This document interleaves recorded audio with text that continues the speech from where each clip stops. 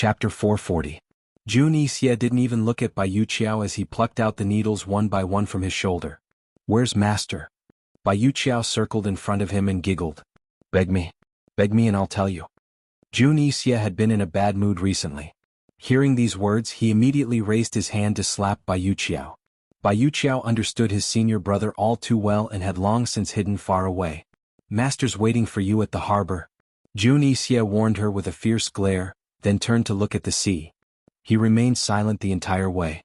That very night, the ship docked at the shore. As soon as he was on shore, he didn't seek out his master or tidy himself up. Instead, he contacted his subordinates and ordered them to do three things. The first was to announce that Northern Lee's Duke of Kong had successfully broken through the Bailey Navy's encirclement and left Fishery Island. The second was to send men to the City of Daughters and Carefree City to hire a large number of assassins to hunt down Gu. The third was to order a lockdown on all of Ouyang Ningnua's businesses in Northern Lee and cut off all dealings with the Tianing Merchant Guild. Since he, Jun Yixie, had left Fishery Island alive, he wouldn't spare anyone who had humiliated and betrayed him. After finishing these three tasks, Jun Yixie cleaned himself up before having Bai Yuqiao lead the way to see Bai Qingyan. On the way, Jun Yixie finally spoke to Bai Yuqiao. "When did master come back?" he asked in a low voice. "Just a few days ago. He suddenly showed up at the 100 Poisons sect." "I had a fright too," Bai Yuqiao smiled. She had been guarding the 100 Poisons sect the entire time. She had to guard against the harassment from Medical City and think of a way to rescue Jun Yixie at the same time. "Did he say anything?" Jun Yixie asked. Bai Yuqiao shook his head. "It's not like you don't know his character. Anyway, he's just like you. He won't talk nonsense with me." Jun Yixie rolled his eyes at her. Then he asked his master how he could get him out of Yuzhou Island. As soon as Bai Yuqiao mentioned the poisonous fog, Jun Yixie knew that his master's poison skills had improved. Having not seen each other for so many years, Jun Yixie was a little timid when he arrived at the door. His father had passed away when he was 3 years old. In fact, in his heart, his master had always been his father. However, he had never understood why his master had left when he was 13. Jun Yixie was still hesitating when a deep voice sounded from inside the room. "Is that Little Xie?" Little Xie was a hilariously childish name. Even the Northern Dynasty's emperors wouldn't call him that, but his master still called him that. A trace of sadness flashed past Jun Yixie's arrogant eyes, but it quickly disappeared. He pushed open the door and strode inside. Inside, he saw a man in his 40s sitting by the tea table. Although he had a full beard, he didn't look old at all. Instead, he exuded the aura of a mature man. His deep, black eyes seemed calm but hid a sharp, penetrating gaze. He was dressed in simple gray robes and sat there leisurely, but gave off an indescribable pressure. They were both of the same age, but Emperor Tianhui would probably be a cut below him if he stood before him. Jun Yixie walked up to him and respectfully bowed with clasped hands. "Master, long time no see. Your disciple has missed you." Bai Qingyan personally helped him to his feet and said, "If master had been a step late, wouldn't you have lost your little life?" The poisoner was a fellow called Gu. His origins are unclear. I've fought him before, but I didn't know his poison skills were so formidable. Jun Yixie said seriously. That poison was indeed formidable. Most likely that fellow's poison skills far exceed yours. As Bai Yanqing spoke, he gestured for Jun Yixie to sit down. Ning Jing was as indifferent as a reclusive grandmaster over 100 years old. The poison on this disciple's shoulder. Before Jun Yixie could finish, Bai Yanqing took out a blackened needle. "Even master can't cure this poison. It looks like you should avoid offending that woman." "Master knows it's Han Yunshi too?" Jun Yixie was puzzled. "I only heard about it after I left the mountains," Bai Qingyan replied. Jun Yixie lowered his voice. "Master, the Shadow Clan members are risking their lives to protect her. Moreover, the poison sect's poison beast is in her hands." Bai Qingyan's eyes finally flickered. "What do you mean?" "This woman is very likely a descendant of Western Qin's imperial clan. This disciple has been investigating her background this entire time, but unfortunately, all the clues have been erased." Jun Yixie continued, "But Western Qin's imperial clan was clearly extinct back then. Perhaps this disciple is overthinking things. That Shadow Clan member is only after the poison beast." "Western Qin's imperial clan? Imperial clan?" Bai Qingyan muttered to himself. "I didn't think someone from the Shadow Clan would still be alive today. Master, this disciple once tried to rope him in, but unfortunately..." Jun Yixie said regretfully. "Did you expose your identity?" Bai Qingyan grew anxious. Master, don't worry. Aside from the Northern Dynasty's emperors, no one else knows of our identities, Jun Yixie replied seriously. It was because of his and his master's special status that the Northern Dynasty's emperors had indulged him and given him so much authority. He was from the Black Clan, one of the 7 noble families. Back then it was his grandfather, the Black Clan's youngest general, who shot and killed the last descendant of Western Qin's imperial clan. It was the Black Clan that instigated the relationship between Western Qin's imperial clan and East Qin's imperial clan, causing the Great Qin's War. The Black Clan was the most ambitious of the 7 noble families. They instigated a civil war between the 2 imperial clans, but unfortunately, they were unable to clean up the mess. In the end, they suffered heavy losses and were forced to live in seclusion. As for his master, he was from the Wind Clan, one of the 7 noble families. The Wind Clan and the Black Clan had always been allies. His father and his master were as close as brothers. His father entrusted him to his master, hoping that they could work together to realize the Black Clan's unfinished business. His master entrusted him to the Northern Dynasty's emperors and used his status as a member of the 7 noble families to tempt the Northern Dynasty's emperors, promising to conquer the world for the Northern Dynasty's emperors. He simply wanted to use Northernly country as a stepping stone. Jun Yixie originally thought that the Western Qin's imperial clan and East Qin's imperial clan had been exterminated, and the 7 noble families had mostly hidden themselves from the world. The world would eventually belong to his Black Clan. However, the appearance of the white-clothed prince from the Shadow Clan and Han Yunshi made him feel threatened. He had never used the Shadow Clan to cause trouble for Han Yunshi because he was worried. He had always wanted to find his master to discuss this matter, but unfortunately, he couldn't find him. Fortunately, his master had come. Bai Qingyan was silent. He tapped the table with one hand, thinking about something. Jun Yixie looked at him, not daring to disturb him. After a long time, Bai Qingyan finally raised his eyes and murmured, "You go back to Northernly first and investigate the situation at South Ning's horse farms. As for Han Yunshi and the Shadow Clan, let your master investigate first before we discuss further." Hearing this, Jun Yixie was shocked. What happened to the Southern Horse Farm? At this time, Bai Yuqiao, who had been obediently waiting on the side, finally opened his mouth and told him about the plague at the Southern Horse Farm. The plague had already spread beyond the Southern Horse Farm and affected the surrounding ranches. The Northern Dynasty's emperors were about to go crazy. Jun Yixie finally understood why the Northernly emperor hadn't sent troops to save him. It was because something so big had happened. The horse farm and the ranches were the lifelines of Northern Li. "I'm afraid there's something fishy about this, right?" Jun Yixie asked suspiciously. "No matter what you want to do, you have to take care of your stepping stone. Take Yu Qiao with you. From now on Yu Qiao will follow you. You don't have to worry about the 100 Poisons sect," Bai Qingyan said seriously. Bai Yuqiao was overjoyed and quickly bowed. "Thank you, master. This disciple understands. This disciple will immediately set out." Jun Yixie's attitude was sincere without the slightest hint of pretense. He had always obeyed his master's orders 100% of the time. On the 3rd day after Jun Yixie rushed to Northern Li's capital, news of his escape from Fishery Island had spread throughout the Tianing continent. Some people applauded, some stamped their feet, while others treated it as a show. Of course, there were still plenty of people waiting to see what would happen next. How could Tianing's Duke of Qin give up so easily? How could Northern Li's Duke of Kong not seek revenge? No one knew how Gu would react to the news, but Mu Ling-er only had one reaction when she heard the news. She turned towards the vast ocean and cursed, "Jun Yixie, why don't you just die?" For the sake of finding Qi Big Brother, she had already made a trip to the 100 Poisons sect. After failing to find him, she decided to head out to sea for Fishery Island.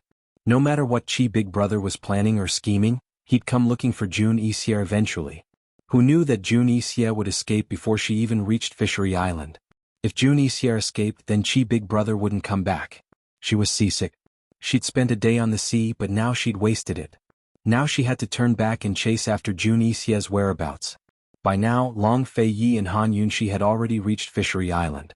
Han Yunshi was currently examining the unconscious Marines and archers who'd been poisoned by the fog. There were quite a few unconscious Marines and archers, and they'd all been unconscious for different periods of time. Han Yunshi examined them in batches and made detailed notes. She didn't say a word during the entire process. The atmosphere was so solemn that even Bailey Yuchi didn't dare to speak. He glanced at His Highness Duke of Qin countless times, only to see him sitting on one side and admiring his esteemed Wang Fei as if she were a work of art. Bailey Yuchi thought that His Highness Duke of Qin would be in a better mood with esteemed Wang Fei around. Would he give him a lighter punishment later? However, reality proved that Bailey Yuchi was right. Qin Wang Fei was their savior. Your Highness, I underestimated the enemy. Even you wouldn't be able to endure this kind of poisonous fog for too long, Han Yunshi said bluntly. Bailey Yuchi was so shocked that he almost fell over. Fortunately, the Marines and archers had all retreated, so he was the only one present. Otherwise, His Highness Duke of Qin would lose all face. He'd thought that His Highness Duke of Qin would be displeased, but he'd only nodded and said nothing. Han Yunshi sat down and drank a cup of tea. Just as she was about to speak, Long Fei Yi gestured for Bailey Yuchi to withdraw. There really wasn't any punishment. Bailey Yuchi thought to himself that he had to properly support esteemed Wang Fei in the future. Only by following esteemed Wang Fei would he have a stable life. Once everyone had left, Han Yunshi finally spoke. Your Highness, although I can detoxify this poisonous fog, the poisoner's poison skills are far above mine and Jun Yixie's. This concubine thinks that this person might be Jun Yixie's master? Jun Yixie had always been the leader of Cloud Realm Continent's poison world. She was an outsider, so many people had wondered where she'd gotten her poison skills from. Even Long Fei Yi had questioned her. But she'd always wondered where Jun Yixie's poison skills had come from, and where Jun Yixie's poison skills had come from. Poison goo came from the poison sect, which was taboo in Medical City. Could the person who taught Jun Yixie be related to the poison sect? For the readers, Genius Little Poison Consort's official WeChat account, Tying Cakes Yadufi. There are wonderful reviews waiting for you every day, so hurry up and subscribe. Chapter 441. Actually, it wasn't just Han Yunshi who suspected Jun Yixie's poison skills. Long Fei Yi had been investigating the matter for a long time as well. Long Fei Yi wasn't just curious about Jun Yixie's poison skills, but also about Jun Yixie's background. Long Fei Yi had already investigated the 100 Poisons sect more than once. Unfortunately, the sect was so mysterious that he hadn't been able to find any useful information. Last time, Medical City had been causing trouble for the 100 Poisons sect because of Jun Yixie's goo arts and the fact that he'd planted goo in Long Tianma. Unfortunately, Medical City hadn't been able to topple the 100 Poisons sect even after a year. The 100 Poisons sect was a hidden power that didn't rely too much on the secular world. Thus, they weren't restricted by Medical City much. On the other hand, Jun Yixie's situation was rather tragic. If Jun Yixie hadn't been exposed as a spy in Tianning last time, no one would know that he was the head of the 100 Poisons sect. His master must be the previous head of the 100 Poisons sect. Could this person be a member of the Poison sect? Long Fei Yi asked doubtfully. Han Yunshi laughed. Your Highness, your imagination is a little wild. What do you mean? Long Fei Yi didn't understand. Han Yunshi's smile grew even more joyful. I mean that you're thinking too much. Long Fei Yi was expressionless. It looks like you're in a good mood? He was in a bad mood after Jun Yixie had escaped, but this woman was still in the mood to joke around. Han Yunshi resentfully withdrew her smile. Your Highness, if it was someone from the Poison sect who saved Jun Yixie, why would Jun Yixie waste so much effort to join forces with Duan Muyao to search for the poison beast in the sky pit? At the very least, it has to be related to the Poison sect, Long Fei Yi said mildly. The Poison sect was the main sect of Cloud Realm Continent's poison world, and the 100 Poison sect was originally a branch of the Poison sect. Han Yunshi agreed with this point. She sighed with emotion. If my father really is a remnant of the Poison sect, then that's pretty good too. If her father was still alive and really was a remnant of the Poison sect, he might be able to help Long Fei Yi. Han Yunshi's heart was on Long Fei Yi's side. She always wanted to help him. Long Fei Yi rolled his eyes at her. Madame Tianxin wouldn't leave your father for no reason. I only hope that he is not a heartless man, otherwise I will definitely kill him for my mother. Patricide? In Long Fei Yi's eyes, this woman was not a truly ruthless person. Han Yunshi felt awkward. I mean if she wasn't the real Miss Han, so how could she kill her father? Fortunately, Long Fei Yi didn't pursue the matter. They had already confirmed that Madame Tianxin was Mu Xian of Medicine City's Mu clan, but whether Mu Xian had an affair with a remnant of the Poison sect was a rumor still needed to be verified. Han Yunshi silently mused that if they couldn't find anything soon, they would have to make a trip to the Mu clan sooner or later. The two of them walked out of the cabin as they chatted. Long Fei Yi gazed out at the vast sea and asked in confusion, How do you apply poison in such a wide area? The person who applied the poison must be very familiar with the weather, especially the direction of the wind, the strength of the wind, and the moisture in the air. They must have a very precise grasp of the poison's toxicity to control it. Han Yunxi's lips curved in self-mockery as she spoke. I don't know the specifics, but I can't do it. The direction of the wind, the strength of the wind. Long Fei muttered to himself as if recalling something. To be able to control such a large area of poison fog, the person must be very familiar with the direction of the wind and the strength of the wind. Otherwise, the fog would quickly disperse with a single gust of wind. Han Yunxi explained seriously, not noticing the complicated look in Long Fei's eyes. In that case, wouldn't it be very difficult to guard against this person's poison attack? Long Fei asked again.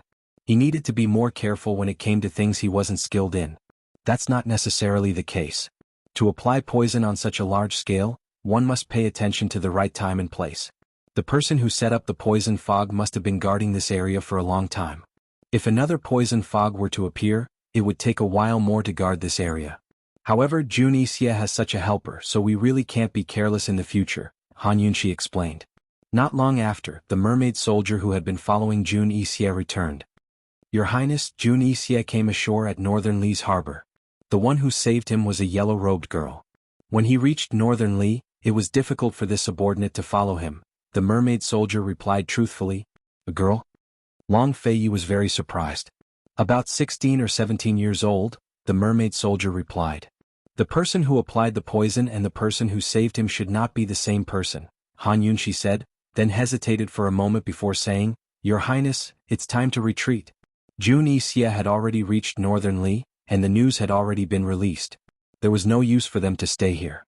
Long Fei was very unwilling to give up. He couldn't wait to have the Bailey Navy attack Northern Li directly. However, now was not the time. That afternoon, Long Fei had Bailey Yuchi make preparations to retreat. Such a large navy had stayed here for more than 3 months, so there was still a lot of work to do. Using this time, Han Yunxi seized the time to prepare medicine. This group of soldiers and archers seemed to be unharmed, but there was still some poison left in their bodies. Although these toxins would not act up again, Han Yunxi still wanted to get rid of them. Long Fei's soldiers must all be strong and no risk was allowed to exist. Fortunately, there was the detoxification system. Otherwise, Han Yunxi would be busy to death. She was busy for the entire afternoon and didn't see Long Fei for the entire afternoon. She didn't know where he went. However, when it was time for dinner, Long Fei appeared as usual and brought a plate of steamed lobsters. Han Yunxi was dumbfounded. Your Highness, you went to fish for lobsters? At this time, lobsters were in season in Yuzhou Island's illusory sea lake. However, it was not something that could be caught overnight, so basically no one was willing to come. The mermaid soldiers sent it. They sent a basket. It's just right for you to nourish your body. Long Fei was very calm. He lifted his robe and sat down. Seeing that Han Yunxi was still standing there, he knocked on the seat beside him, indicating for her to sit down. The mermaid soldiers aren't afraid of being exposed. Han Yunxi was very surprised. The illusory sea lake was not frozen, so it was much easier for the mermaid soldiers to catch lobsters in the water. However, once they were seen by others, it would be a big problem. There's no one on the island?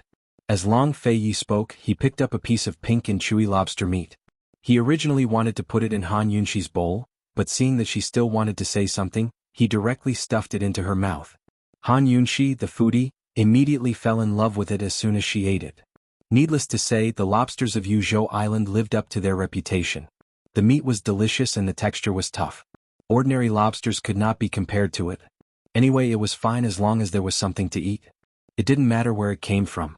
Han Yunxi soon ate with relish, and Long Fei looked quite satisfied at the side. These lobsters were indeed not caught by him, but by the mermaid soldiers. However, he was a guard for the mermaid soldiers and guarded the illusory sea lake alone for the whole afternoon. After Han Yunxi ate several pieces, she asked, Your Highness, don't you want to eat? Long Fei shook his head. I don't like it very much. Han Yunxi was a foodie but Long Fei was not. She was a carnivore but Long Fei was very vegetarian.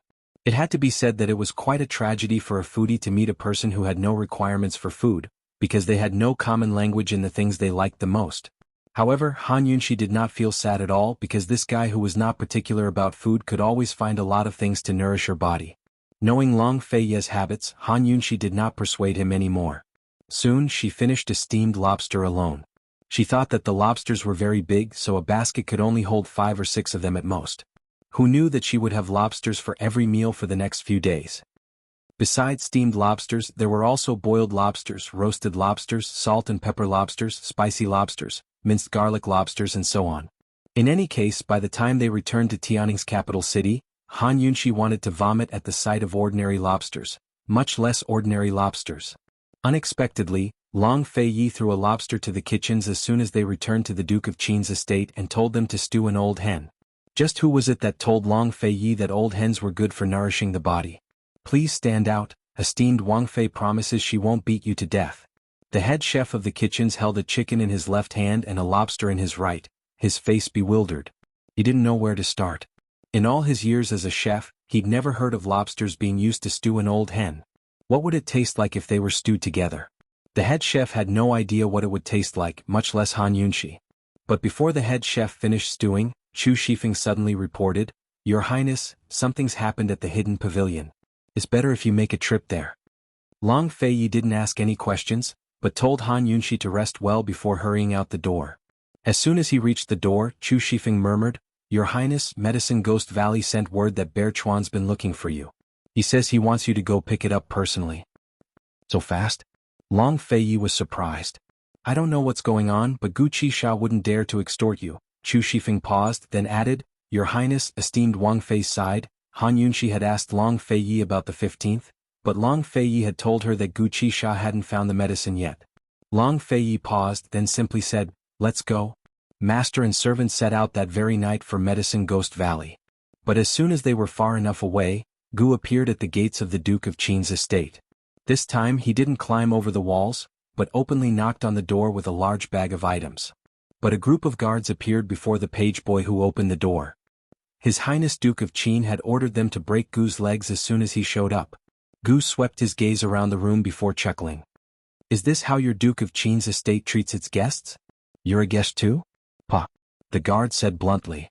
Gu Qishao's eyes turned fierce as he suddenly kicked out with his foot. The force of his kick sent the guard flying.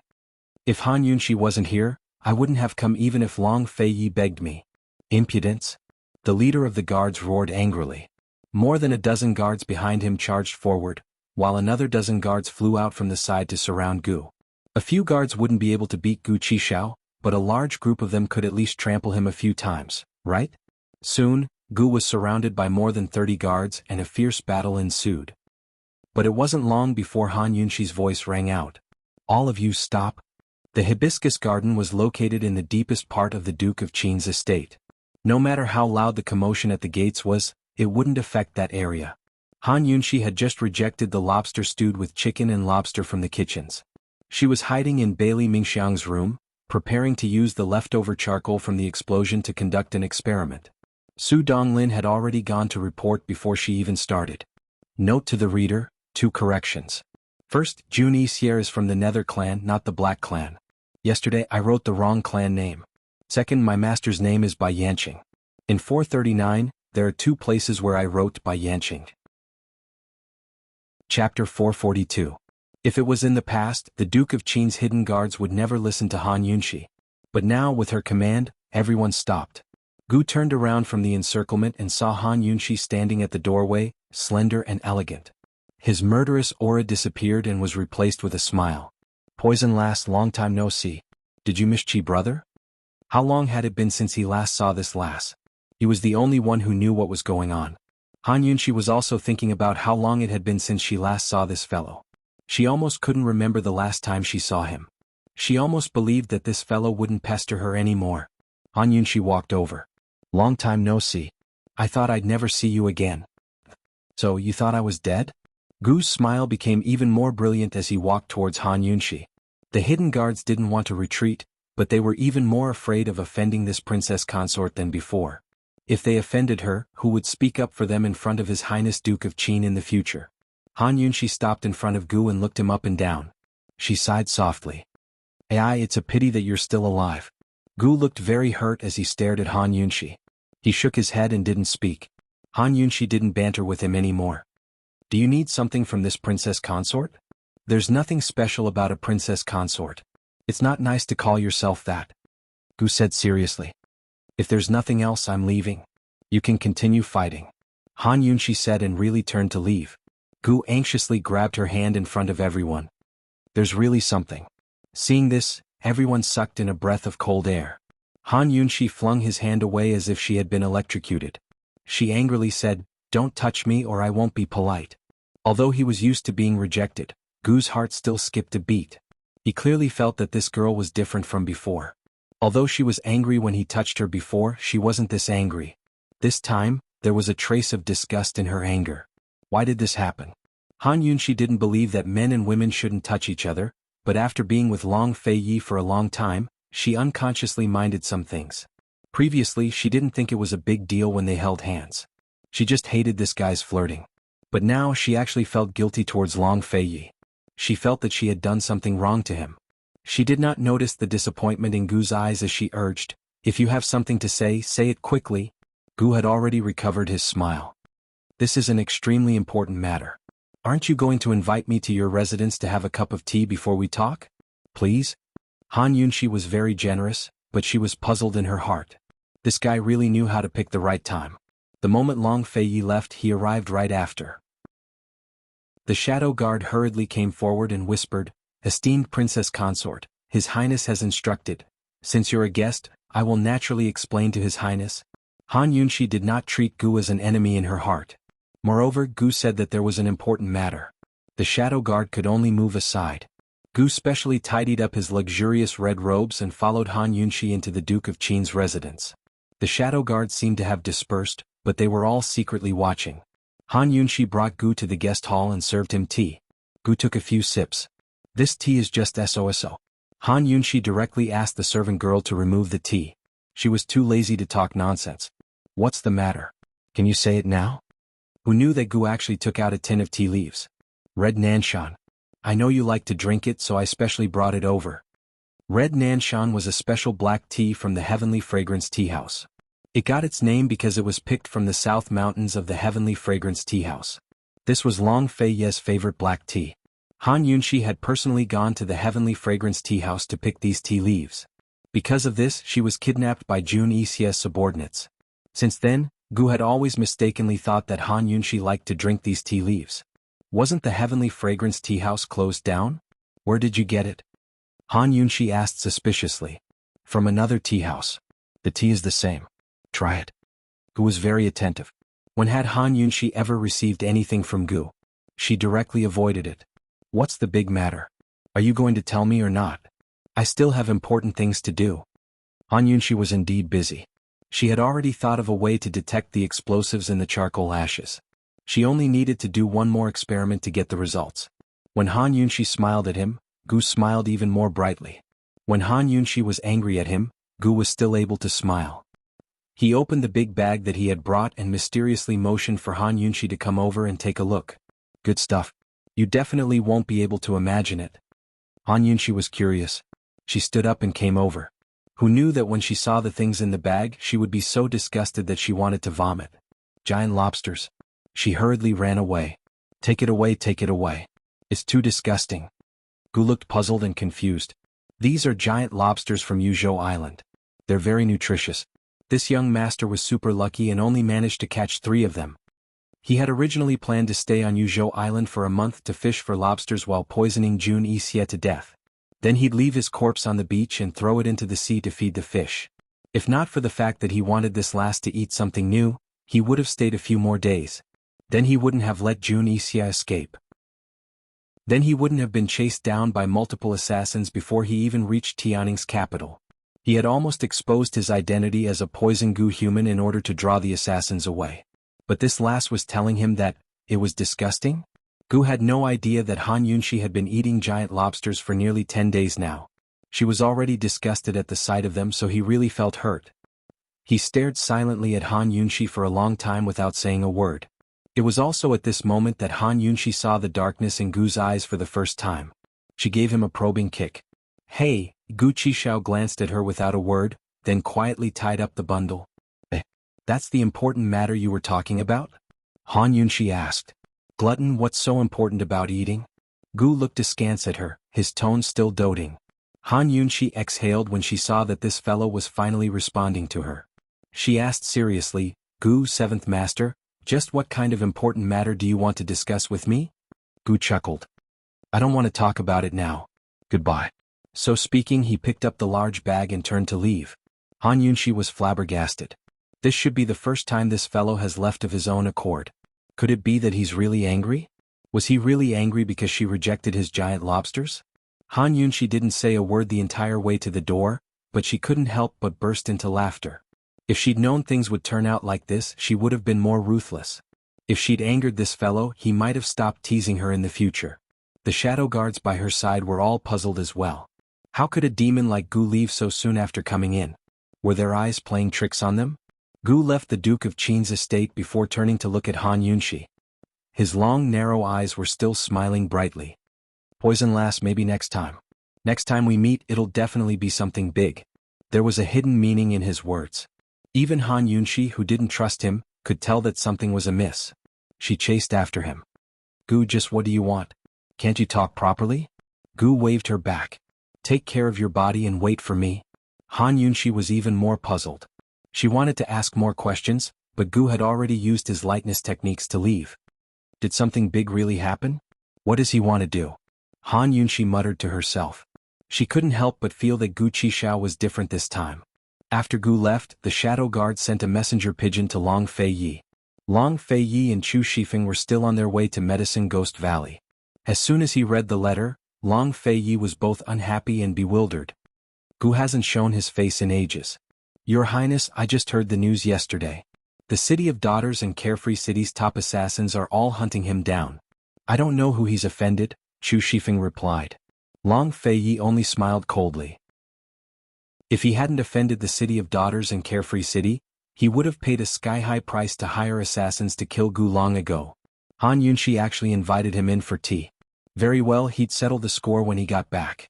It was already the middle of the night, but Long Fei Yi and Chu Shifeng didn't rest. Instead, they rode as fast as they could. Meanwhile, Han Yunxi was still up in the Duke of Qin's estate. She felt uneasy after being disturbed by Gu, but she couldn't guess what Gu was up to. She'd planned to wait until morning to do her experiments, but now she simply got up. Han Yunxi went downstairs and bumped into Bailey Mingxiang. Bailey Mingxiang's injuries had mostly healed and he'd long gotten out of bed. Why aren't you sleeping? Han Yunxi asked.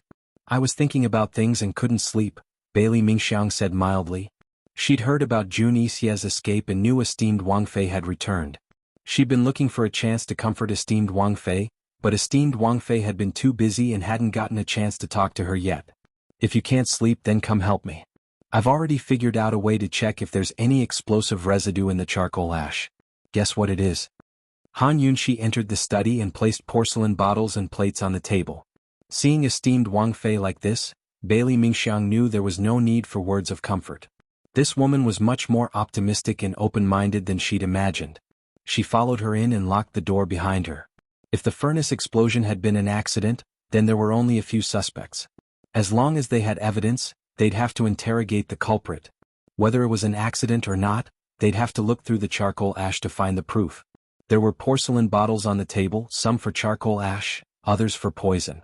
Bailey Mingxiang carefully looked them over one by one before asking in confusion, Esteemed Wang Fei, Mingxiang is stupid. I don't understand what this is for. It's for poisoning, Han Yunxi said seriously. She'd thought of this method before going to Fishery Island, but she hadn't decided what kind of poison to use. She'd thought of everything on the way back. Poisoning the charcoal ash? Bailey Mingxiang asked in a doubtful voice. Han Yunxi was very surprised. She never thought that Bailey Mingxiang would understand. What she needed to do was to poison the charcoal ash. She had found a kind of poison that could be mixed with any explosive substance to create a new kind of poison. As long as this poison was poured into the charcoal ash, once a new kind of poison was formed, it would mean that there was still explosive residue in the charcoal ash. It was just that they hadn't been able to find it before. Bailey Mingxiang understood this principle. She took the initiative to ask, Esteemed Wang Fei, I'll try it. Han Yunxi agreed.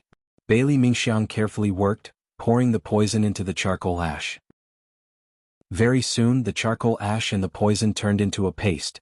It began to bubble and gradually released a disgusting smell. Smelling the smell, Han Yunxi and Bailey Mingxiang looked at each other and smiled. As expected, there was still explosive residue in the charcoal ash. Chapter 443. Previously, Han Yunxi had ordered people to send the charcoal ash after the explosion to a professional for testing. Unfortunately, they could not find any explosive residue. Therefore, the matter of the furnace explosion had been delayed until now. Now that the explosive residue was found, things would be easier to handle. Whether it was man-made or an accident would be revealed very soon. Han Yunxi and Bailey Mingxiang left the study without alerting Zhao Mama and Su Xiaoyu. They quietly left Leisurely Cloud Pavilion and went to the storeroom. Other than the charcoal ash from the day of the explosion that was in Han Yunxi's hands, the charcoal that was not used up that day and the remaining charcoal from Leisurely Cloud Pavilion were all placed together with the remaining charcoal ash in the storeroom. Esteemed Princess Consort, are we going to burn the charcoal now and test it for poison? Bailey Mingxiang asked. Su Donglin has already lit all the charcoal once. None of them exploded. Han Yunxi said lightly. Bailey Mingxiang was shocked. Just from the explosion that morning, it's obvious that someone tampered with it. Not necessarily. I've asked a professional to analyze it. Some explosive substances have very special detonation points. Sometimes they explode after being lit, and sometimes they don't explode no matter what. Maybe someone really tampered with the charcoal in the furnace that morning, or maybe it was just a coincidence. The charcoal in the furnace that day was of just the right temperature, so it exploded. Although Han Yunxi did not understand the principle of charcoal, when she was making poison, the amount, temperature, moisture, and even the temperature of the water would all affect the toxicity. Therefore, she could understand the professional's analysis. For example, some poisons would be triggered by weather conditions. It could be that someone had used the weather to poison it, like the poisonous fog on Yuzhou Island. It could also be that there was poison in the air itself, but it had not been triggered until it met with a special weather condition. Therefore, if they wanted to know whether the explosion was man-made or an accident, they would need sufficient evidence. And this evidence was the explosive residue that she had found after inspecting it. Now they only needed to burn the remaining charcoal from that day from Leisurely Cloud Pavilion, and from the same batch in the residence. Then they would test the charcoal ash with poison. If explosives were detected, it would mean that the explosion that day was an accident. At the very least, the people in the Leisurely Cloud Pavilion would not be suspicious. However, if there was no explosive material, it could prove that the charcoal used on the day of the explosion had been tampered with. Han Yunxi had always been a cautious person. She was even more cautious when facing the suspects in this case. She didn't want to think too much about it. She only hoped that she could get enough evidence to prove that it was an accident and convince herself and Long Fei Yi. Seeing that Bailey Mingxiang did not speak, Han Yunxi asked, "Have you thought it through?" Bailey Mingxiang frowned and thought for a moment, then smiled. "I understand. Esteemed Princess Consort is truly thoughtful. The principle of using poison is the same. You have to consider all aspects. It's not as simple as just using the poison." Han Yunxi said seriously, and Bailey Mingxiang silently noted it down. The master and servant chatted as they walked towards the storeroom. However, who knew that Su Donglin would suddenly run over and gasp for breath? "Esteemed Princess Consort, something bad has happened. If there's a problem, we can talk about it. Why are you in such a hurry?" Han Yunxi reprimanded unhappily. However, Su Donglin was still very anxious. "Esteemed Princess Consort, our charcoal is completely soaked." "What?" Han Yunxi could not remain calm. "It rained a few days ago and the storeroom was leaking. We only discovered it today. Quite a few things in the storeroom are also wet," Su Donglin explained. "Let's go and take a look." Han Yunxi's heart grew heavy. Wasn't this too much of a coincidence? Even the latrines in the Duke of Qin's estate were made of glazed tiles that couldn't be shaken by wind or rain. They were very sturdy and wouldn't be eroded by the wind, so how could something like this happen? Moreover, it happened in the storehouse. When she rushed to the storeroom, the hidden guards had already asked the craftsman to inspect the room. "What's the situation?" Han Yunxi asked seriously. "Esteemed Princess Consort, it looks like someone deliberately did it," the craftsman said seriously. Han Yunxi's heart sank even more. "Why do you say that?" "The leaking was caused by the loosening of the roof tiles.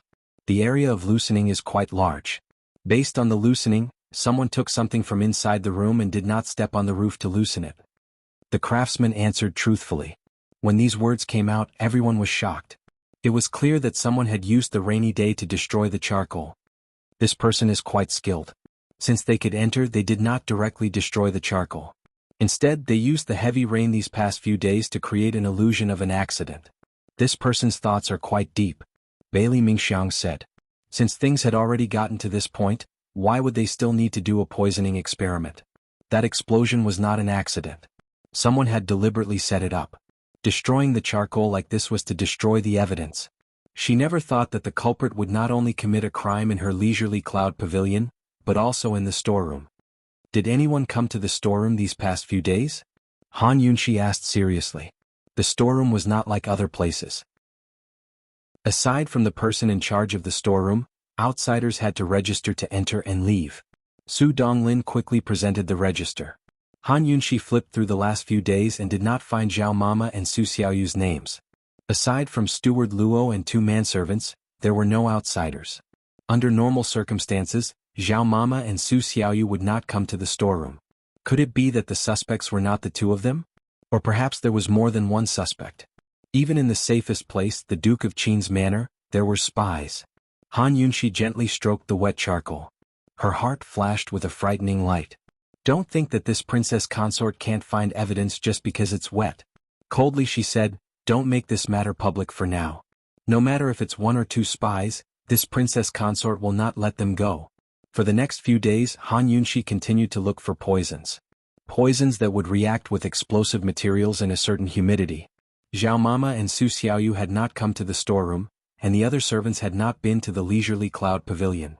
Under such circumstances, if she found explosive materials in the wet charcoal, it would mean that the charcoal that was sent to the leisurely cloud pavilion contained explosive materials.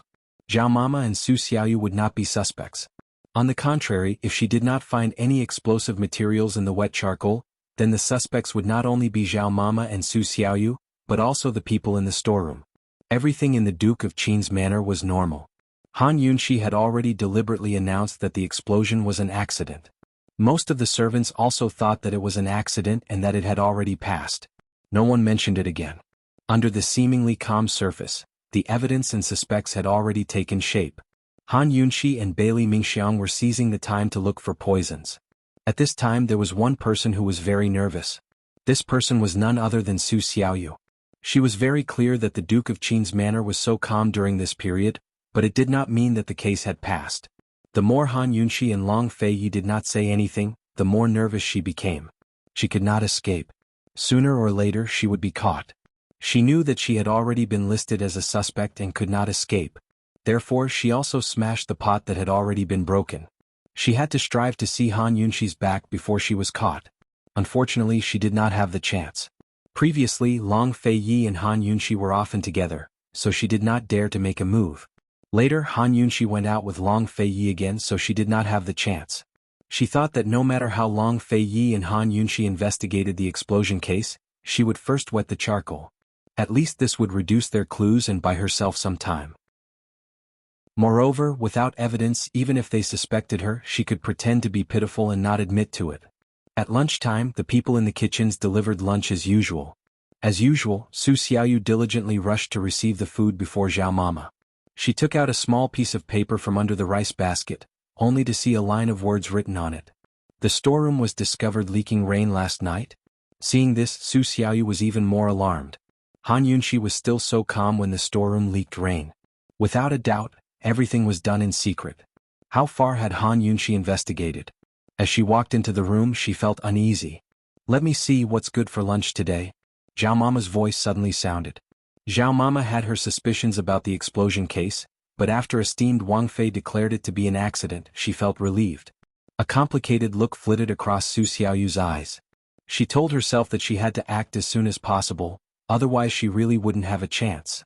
When she saw Zhao Mama walk over, she quickly smiled and said, "Zhao Mama, why is esteemed Wang Fei in the study with big sister Mingxiang all day long?" "She's researching poisons. You can just put the food in the dining room and don't disturb them," Zhao Mama reminded her. "I'd better bring it in. It'll get cold." Su Xiaoyu had a serious expression on her face. "You're asking for a scolding?" Zhao Mama also wanted esteemed Wang Fei not to tire herself out so much and eat on time, but she had already been scolded several times. "It's fine. As long as esteemed Wang Fei eats on time, you will accept a few scoldings." Su Xiaoyu really wanted to knock on the door, but Zhao Mama didn't stop her. She smiled and said, "It won't open." Unexpectedly, Su Xiaoyu knocked on the study door, but didn't say anything for a long time. Soon, Bailey Mingxiang's voice came from inside. "Who is it?" Su Xiaoyu laughed mischievously at Zhao Mama, but still didn't say anything. "This damn girl, she's getting bolder and bolder," Zhao Mama muttered but didn't stop her. Su Xiaoyu's trick was indeed very effective. Bailey Mingxiang quickly came to open the door. When she saw Su Xiaoyu, she asked, "Why aren't you saying anything?" "I'm here to deliver food to esteemed Wang Fei. If I say anything, will you open the door?" Su Xiaoyu retorted. Bailey Mingxiang already had a grudge against Su Xiaoyu, a suspect, and didn't like servants who acted on their own. However, she didn't show any dissatisfaction and only said indifferently, "Esteemed Wang Fei is busy. Let's put it in the dining room first." Su Xiaoyu pouted and turned to look at Zhao Mama. Zhao Mama's heart was filled with thoughts of how to nourish esteemed Wang Fei's body, so she naturally stood on Su Xiaoyu's side.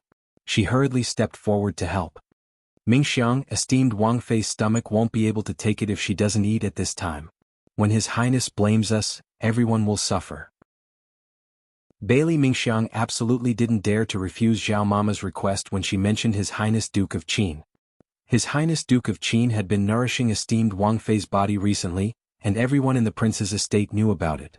Bailey Mingxiang's eyes hid incomparably complex emotions as she said indifferently, "All right, I'll send it in." Unexpectedly, Su Xiaoyu discreetly avoided her and strode in with the food basket. Su Xiaoyu's chance had come. Chapter 444. Su Xiaoyu usually liked to run around, so seeing this, Zhao Mama didn't take it to heart. She chuckled and held Bailey Mingxiang's hand. "Mingxiang, come eat with me. Don't starve yourself." Bailey Mingxiang was very anxious. Esteemed Wang Fei was in the innermost part of the study making the antidote, so she couldn't hear the movement at the door. Moreover, when she was serious, she wouldn't pay attention to her surroundings. It wouldn't be good if Su Xiaoyu, the suspect, entered the study and saw the wet charcoal on the table. Ignoring Zhao Mama, Bailey Mingxiang suddenly broke free and chased after her while shouting, "Xiaoyu, don't disturb esteemed Wang Fei.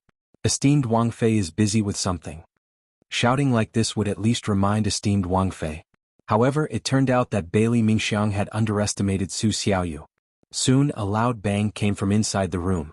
Bailey Mingxiang was frightened and rushed over. Zhao Mama also rushed over and saw that the soup bowl had shattered on the ground and Su Xiaoyu was desperately splashing cold water on esteemed Wang Fei. "The hot soup got splashed, Wu. Quickly bring cold water over, there isn't enough water here." "Wu, I didn't do it on purpose, Wu." Su Xiaoyu was crying miserably. As she cried, she hurriedly scooped cold water and poured it on Han Yunxi's back. Han Yunxi's brows were tightly knitted. Her entire back was burning with incomparable pain.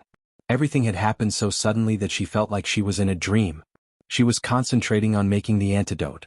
Just as she was about to make the antidote, she was interrupted by Bailey Mingxiang's voice. She knew that Su Xiaoyu had come in, but she didn't expect it to be so fast. She was about to turn around to see what was going on when Su Xiaoyu suddenly rushed over with a bowl of hot soup. The entire bowl of hot soup splashed on her back. It hurt. Su Xiaoyu used her lightness techniques to silently draw closer. Naturally, Han Yunxi wouldn't be able to guard against her. This time she was throwing caution to the wind. No matter how Han Yunxi would suspect her or deal with her afterwards, she didn't care. She had to make Han Yunxi take off her clothes now. He had to see Han Yunxi's back. Zhao Mama's face turned pale with fright. The first thought that came to her mind wasn't to save her, but to explain things to His Highness Duke of Qin. "Granny Zhao, find some water, quick," Han Yunxi said loudly. She felt that her back was burning, so she didn't dare to move. She was afraid that she would rub her clothes and cause more trouble. Granny Zhao finally came back to her senses and quickly ran out to fetch some cold water. Bailey Mingxiang did not panic as she snatched the water from Su Xiaoyu's hands. While helping the princess consort cool down, she angrily rebuked, "Stinky girl, you've caused a disaster. Move aside if you're so clumsy." God knows if this brat did it on purpose or not. She was too suspicious. She couldn't let her meet the princess consort again. Su Xiaoyu originally wanted to cry out for justice, but when she saw that Han Yunxi had already begun to take off her clothes, she closed her mouth and knelt to the side. Han Yunxi was very clear that her back needed urgent treatment. Otherwise, her injuries would be as serious as Bailey Mingxiang's. For the time being, she couldn't be bothered to hold Su Xiaoyu accountable. While the cold water cooled her back and cooled her clothes, she had to quickly remove them and separate them from the wound as quickly as possible. She didn't want them to stick together and suffer more pain. She was only wearing her underclothes and outer clothes. The outer clothes were easy to take off. She endured the pain and took them off herself. However, some parts of the underclothes stuck to the wound on her back. Princess Consort, I'll do it. Bailey Mingxiang helped her rinse the cold water with one hand and carefully helped her remove her clothes with the other. Soon Zhao Mama also came to help. The underclothes had already been removed from her shoulders and were being carefully removed. There were several places that needed to be rinsed with cold water to lower the temperature and carefully removed. Han Yunxi sat motionless. Bailey Mingxiang and Zhao Mama were so nervous that they didn't even dare to breathe. They very carefully removed the clothes from the ulcers inch by inch. Zhao Mama should have seen this kind of accident many times in the palace and should be very calm. However, at this moment, her hands were trembling more than anyone else's. It was for no other reason than the fact that Qin Wangfei was the one injured. Although she kept telling herself not to think about it, she still couldn't help but think about it. What would His Highness Duke of Qin do if he found out? What would His Highness Duke of Qin do if he came back? Zhao Mama, calm down. Bailey Mingxiang couldn't watch anymore. His Highness will be furious when he comes back. We'll all die. Zhao Mama spoke the truth. Bailey Mingxiang's hands stiffened, but he remained calm. Even if we have to die, we have to serve the Princess Consort well first. Han Yunxi heard these words and engraved them in her heart. Those who deserve to die will definitely die. This Princess Consort can protect those who don't deserve to die. Han Yunxi said coldly. Zhao Mama finally calmed down a little, but Su Xiaoyu's heart skipped a beat. She was already prepared to be executed, but when she heard these words she was actually a little scared. However, she quickly forgot that if they wanted to execute her, they would need evidence. Zhao Mama was so scared, so she was very suspicious, wasn't she? At this time, half of the underclothes had been removed. Su Xiaoyu knelt to the side, watching with wide eyes and waiting. As the clothes gradually came off, she slowly became nervous. After sneaking into the Duke of Qin's residence for so long, she always thought that she had a good way to complete her mission and continue to stay in the Duke of Qin's residence to provide intelligence for her master. Unfortunately, many of her attempts had failed. In the end, she had no choice but to use this direct and stupid method. Was Han Yunxi the person her master was looking for? Was there a phoenix birthmark on her back? The secret would soon be revealed. Su Xiaoyu thought that as long as she could find the answer and find a way to send out the information, even if she died in the Duke of Qin's residence, it would be worth it. It could be considered as repaying her master's kindness in raising her. The clothes had almost reached her waist. Han Yunxi's back was only left with the thin belt of her undergarment. Her jade back was very beautiful, smooth and delicate. It was a pity that 2 large patches of ulcers had been burned. One was below her shoulder and the other was in the center of her back. The burning pain was indescribable. Han Yunxi tightly knitted her brows and didn't cry out in pain. However, her clothes had already been removed from the 2 large patches of ulcers. She secretly let out a sigh of relief and said, "Mingxiang, bring me my medical pouch. There's medicine inside." Bailey Mingxiang went to fetch the medical pouch. Zhao Mama continued to carefully help Han Yunxi remove her underclothes. Su Xiaoyu unconsciously held her breath as she stared at Han Yunxi's exposed lumbar vertebrae, anticipating the answer that was about to be revealed. Finally, the underclothes were completely removed and Zhao Mama took it away. Su Xiaoyu widened her eyes to look, but she discovered that there was nothing at Han Yunxi's lumbar vertebrae. Since her master suspected this woman and spent so much effort to let her enter the Duke of Qin's residence, he must have sufficient reason to suspect Han Yunxi, who knew that there was actually nothing. It couldn't be, right? After paying such a huge price, Su Xiaoyu couldn't help but feel a little disappointed. However, Zhao Mama was walking back and forth behind Han Yunxi, so it was inevitable that she couldn't see clearly. She took a few more glances, but there was still nothing. Could it be that there really wasn't anything? Su Xiaoyu was about to scoot closer when Lil Thing suddenly jumped out and stepped on her head. Lil Thing had just returned from playing outside and was stunned by the scene in the room. When it saw Su Xiaoyu kneeling there, it knew that Mama Yunxi's injuries were caused by Su Xiaoyu. This damn brat. As soon as Lil Thing landed on Su Xiaoyu's head, it used all its strength to stomp, scratch and even bite Su Xiaoyu's hair. It looked like it was about to rip off Su Xiaoyu's hair and bite her scalp. Su Xiaoyu was scared to death. "Esteemed Wangfei, save me. Save me, you didn't do it on purpose. Sob sob. Esteemed Wangfei, you begging you, spare me. Sob sob, save me, sob sob." It had to be said that Su Xiaoyu's acting skills were top-notch. Her crying skills were top-notch as well. She sobbed with tears and snot, but didn't chase Lil Thing away. Instead, she pitifully curled up into a ball and collapsed on the ground, crying miserably.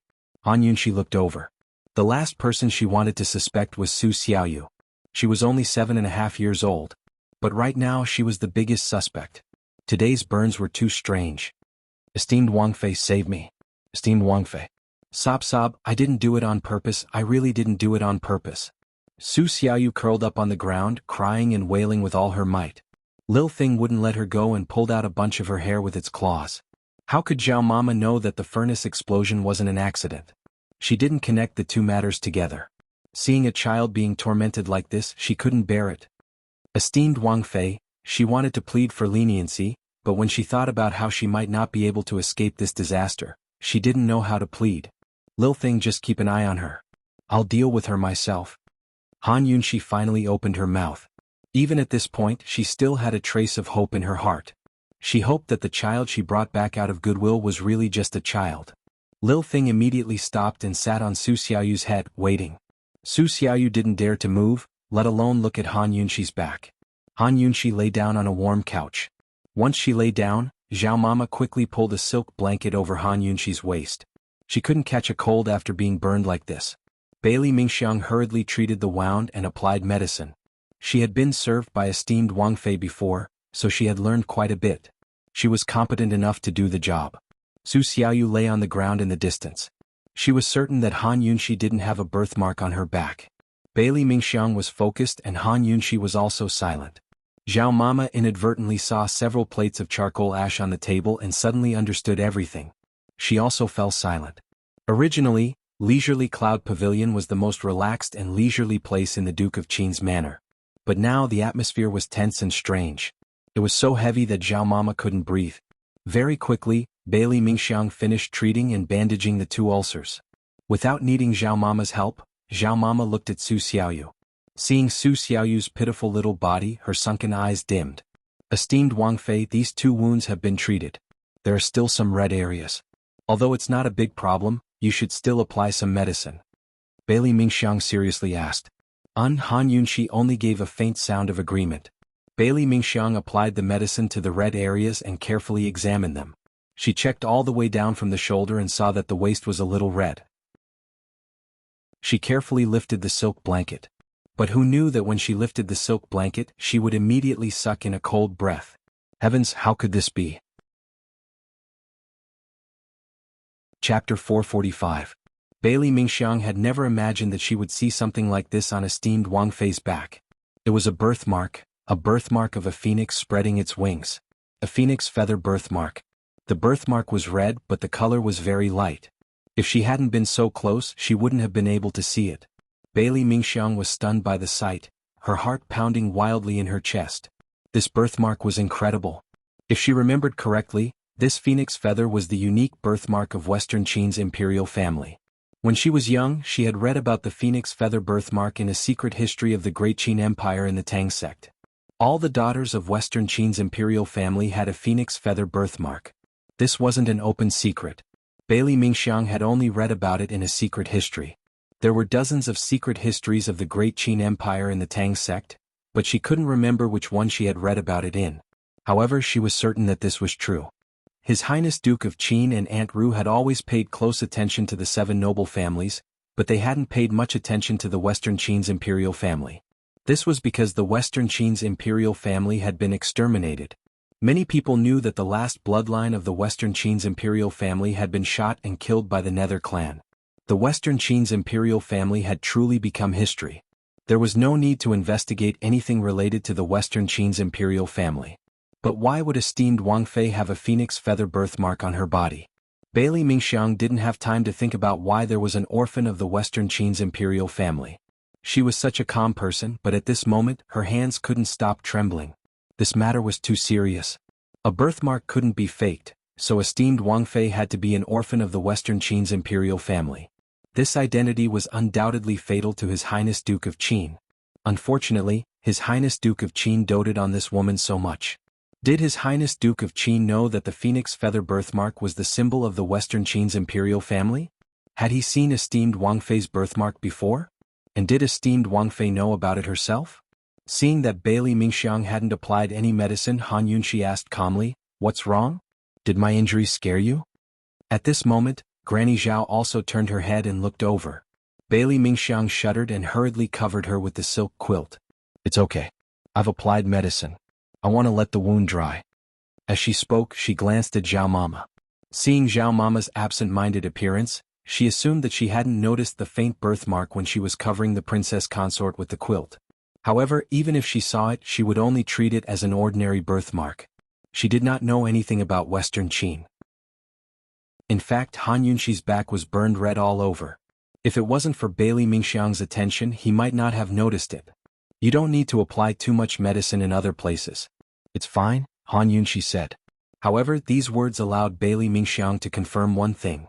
The princess consort did not know about the birthmark on her back.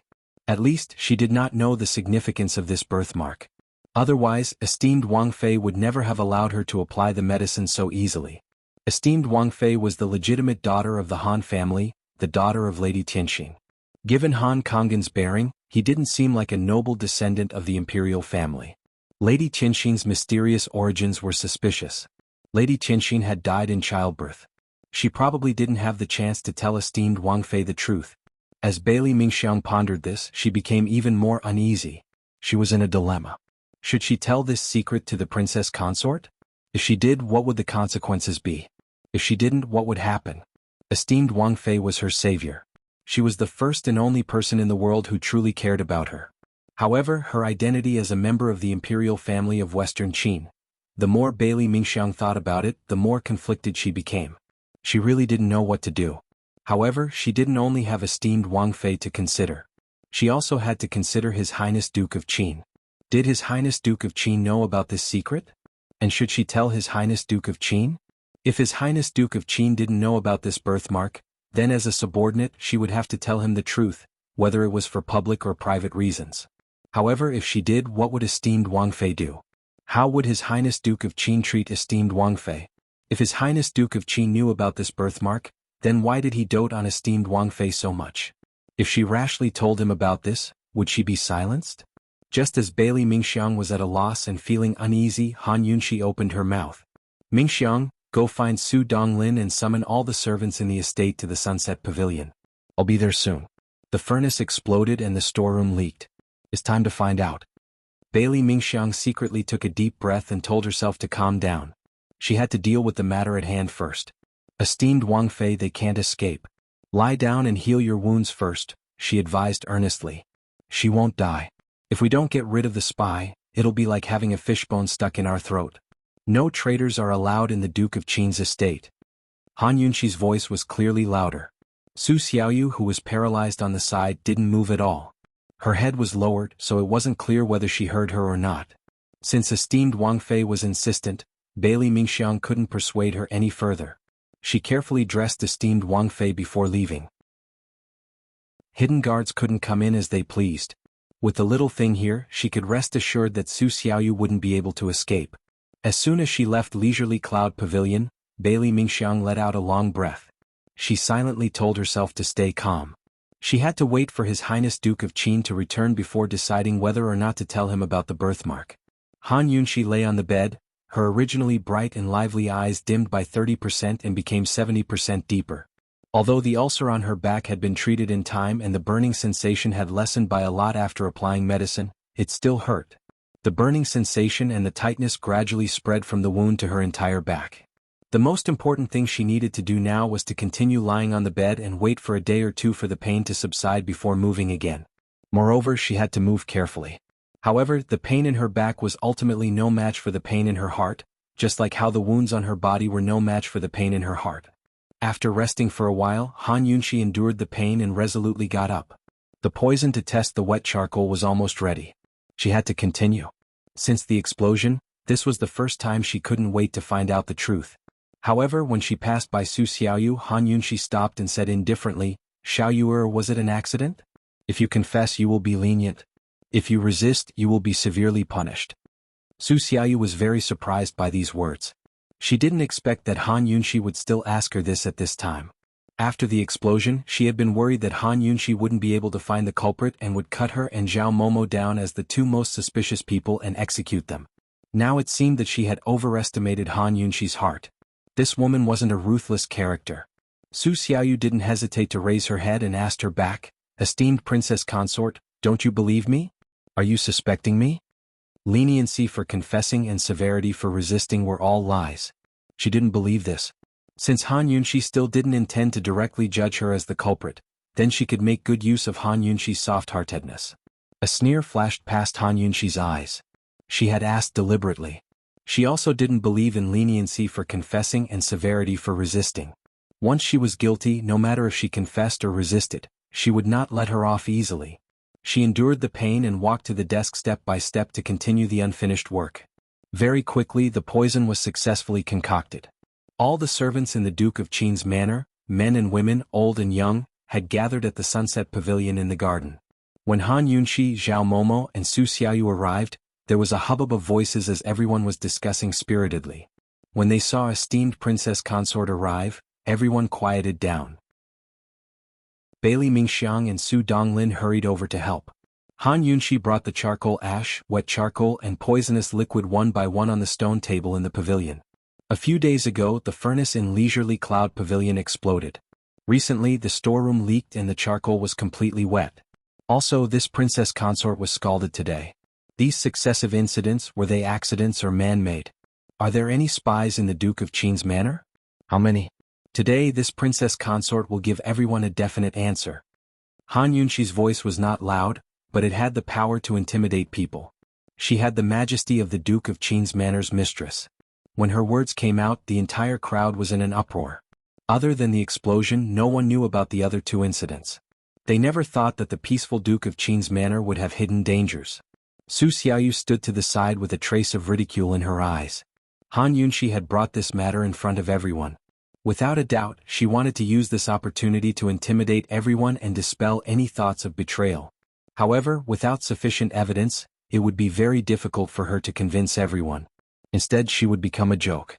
After everyone quieted down, Han Yunxi pointed to the charcoal and poisonous liquid bottles on the table and explained in detail how the poison was produced by mixing the poisonous liquid and explosive materials. Everyone listened in a daze, but in the end they all understood. Everyone sighed in their hearts. Actually, esteemed Princess Consort didn't need to be so serious. If there were any suspicious servants, she could just convict them and put them to death. It was normal for large families to beat servants to death, let alone a place like the Duke of Qin's manor. However, it had to be said that esteemed Princess Consort's way of handling things was enough to convince people and earn their respect. Su Xiaoyu also listened attentively. She never thought that Han Yunxi would be able to think of this method and even find the poison. It had to be said that she was very impressed. She silently watched as Han Yunxi poured the poisonous liquid into the charcoal. Her clear black and white eyes flashed with a trace of coldness that didn't match her age. Very quickly the charcoal ashes were contaminated with poison and a foul smell spread out. Han Yunxi raised the porcelain plate and said indifferently, "There are explosive materials in the charcoal ashes." Following that, she contaminated the 2 plates of wet charcoal with poison. However, the result was unexpected. There was no change in the poison. These 2 plates of wet charcoal were not poisonous. There was no need for Han Yunxi to say more. Everyone understood. Only the charcoal in the Leisurely Cloud Pavilion's furnace contained explosive materials. Even the unburned charcoal in the Leisurely Cloud Pavilion didn't contain explosive materials. There was no doubt that someone had deliberately tampered with the furnace. I think that no coincidence can explain this coincidence.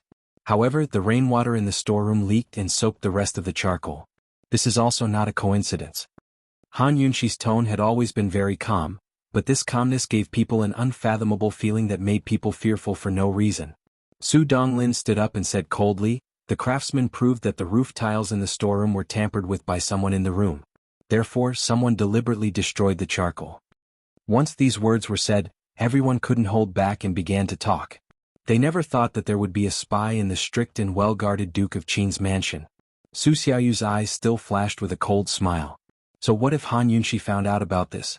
How could she prove that it was related to her? Important announcement. Sorry, 2 bugs have been fixed. First, the Black Clan in Chapter 440 that was previously fixed has been changed back. Jun Yixie was indeed from the Black Clan, not the Nether clan. Second, it was written in chapter 440 that Jun Isie's grandfather shot the Western Qin baby boy. This was wrong. Jun Isie's grandfather saw the Western Qin baby boy being shot to death by the Nether clan, not him. It was also written in chapter 260.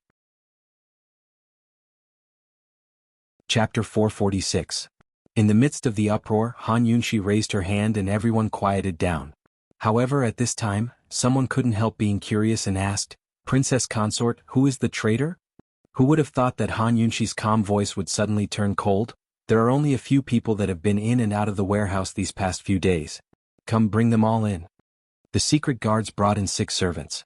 There were 3 maids in charge of the warehouse, 2 manservants, and housekeeper Luo. When everyone saw housekeeper Luo among them, they were all shocked. But housekeeper Luo was very calm as he kept his head up with a calm expression. There are only 6 of you that have been in and out of the warehouse these past few days. Han Yunshi walked out of the pavilion and looked at the 6 servants. Her face was 30% cold and 70% serious. His Highness and this princess will not allow traitors to exist here. Who was it that broke the roof of the warehouse? Either you stand up or... Han Yunshi did not finish speaking. She looked at Su Donglin with her eyes and Su Donglin immediately threw out a needle board. This needle board was as big as a stool and it was densely covered in nails. Each one was shining with a cold light and was shockingly sharp. Most of the servants knew that this needle board was a very terrifying torture tool. As long as one sat on it, all the nails would pierce their buttocks. The pain was indescribable, but it wasn't fatal. It would hurt for several days before they died from excessive blood loss. This was a kind of death that was worse than death. Housekeeper Luo's expression did not change as he remained calm. The other 2 manservants and 3 maids all had pale faces as their bodies trembled. There was no doubt that if the culprit did not stand up, none of them would be able to escape this disaster. Very quickly, the maids all kneeled down in fear. "Princess Consort, it wasn't me. Have mercy." "Princess Consort, I didn't do anything, I'm innocent." Su Xiaoyu was no longer as calm as before. Her brows were tightly knit as if she was thinking of something. However, at this time Han Yunshi coldly said an old saying, "Resist and be strict, confess and leniency." Su Xiaoyu's heart skipped a beat. She had a feeling that Han Yunshi was doing this on purpose. When he had said those words in the study room of the Leisurely Cloud Pavilion, he had done it on purpose. It was not because he wanted to be lenient with her, but because he wanted her to hear it. Han Yunshi had already made up her mind. She was going to find out who the person in the warehouse was and then sell her out. Sure enough, the words "those who resist will be severely punished, those who confess will be lenient," caused the manservant to kneel down and kowtow again and again. "Princess Consort, please spare my life." This lowly one was threatened, and this lowly one had no choice but to do that. "Princess Consort, please spare me." So it was him. Butler Luo's follower. Seeing this, Su Xiaoyu's expression changed. She didn't expect that the person she had carefully selected would be so easily threatened. Steward Luo was furious and slapped Wang Laifu. "Wang Laifu, you bastard, I've always treated you well. How dare you do such a thing?" Wang Laifu let Steward Luo scold him and repeatedly begged for mercy, but he still didn't say who threatened him. "Who threatened you? Who was the one who tampered with the charcoal?" Han Yunshi asked in a loud voice. When a person was about to die, his courage grew. Wang Laifu actually talked to Han Yunshi about conditions. "Princess Consort, you have to promise to spare this lowly one's life first. Only then will this lowly one dare to speak." So bold, no wonder he had the heart to betray her. Han Yunshi's eyes flashed with a cold light and she coldly said, "All right, I'll spare your life and spare your punishment. Speak." Wang Laifu was overjoyed. How could he have known that there was something more painful than death and torture in this world? He didn't hesitate and immediately looked at Su Xiaoyu. In a moment, everyone also looked at Su Xiaoyu. It was her? Everyone was shocked. They never thought that this little child, who had been saved by the Princess Consort, would do such a terrible thing. She was so good at pretending, so good at acting. Han Yunshi was very calm. She already knew what was going on. It wasn't that she was soft-hearted, but rather that she wanted people to be convinced. Su Xiaoyu finally revealed her true face. She looked at Han Yunshi and her lips curled into a cold smile. She was about to speak when Zhao Mama suddenly shouted, "Su Xiaoyu, you cheap girl. Has your conscience been eaten by a dog?" Zhao Mama didn't have any children, so she had always treated Su Xiaoyu as her own granddaughter. She thought that she would live for a few more years and watch this girl grow up. Then she would secretly save some dowry for this girl and marry her off in a grand manner. Who would have thought that she was a spy and actually hurt the princess consort like this? Zhao Mama angrily rushed over to hit her, but before she could make a move, Su Xiaoyu suddenly reached out to grab her. Fortunately, Su Donglin was careful and quickly kicked away Su Xiaoyu's hand. At the same time, two shadow guards appeared and captured Su Xiaoyu. The small chaos quickly calmed down. Wang Laifu was kneeling on the ground and Su Xiaoyu's hands were tightly held. The entire crowd was silent. Han Yunxi walked in front of Su Xiaoyu. This girl didn't even reach her waist. She deliberately squatted down and asked coldly, "What else do you have to say?" Su Xiaoyu was speechless. She looked into Han Yunxi's eyes and a trace of regret flashed in her heart. It was a pity that she hadn't met Han Yunxi earlier. If she had met Han Yunxi first instead of Chu Tianyin, perhaps she would have been able to properly learn the poison arts from Han Yunxi. She was still convinced by this woman. Seeing that Su Xiaoyu wasn't speaking, Han Yunxi asked again, "Who sent you? What are you trying to do?" Su Xiaoyu still didn't speak. She definitely wouldn't betray her master. Han Yunxi waited for a moment and didn't waste any more time. She stood up and coldly said, "Someone come, hang this stinky girl on a tree until she starves to death." So ruthless. Su Xiaoyu tightly clenched her teeth and stared at Han Yunxi, still not saying a word. Han Yunxi threw a bottle of poison at Wang Laifu. At first, Wang Laifu didn't understand what was going on, but after opening the bottle, he immediately understood what was going on. He was so frightened that he kowtowed loudly, "Esteemed Wang Fei, please spare me." "Esteemed Wang Fei, you said you would spare my life." "Esteemed Wang Fei. Those who betray the Duke of Qin's estate can live, but they will definitely suffer a fate worse than death. Everyone present, look carefully.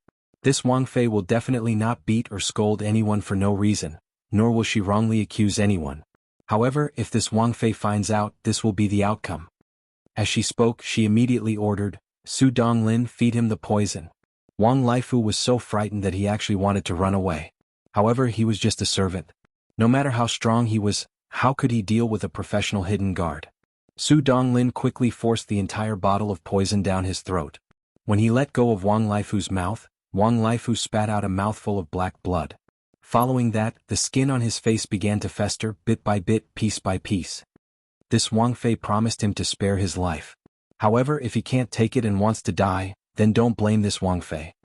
Han Yunxi finished speaking and turned to leave. More than half of Wang Laifu's face had already festered, and it looked like it had spread to his neck.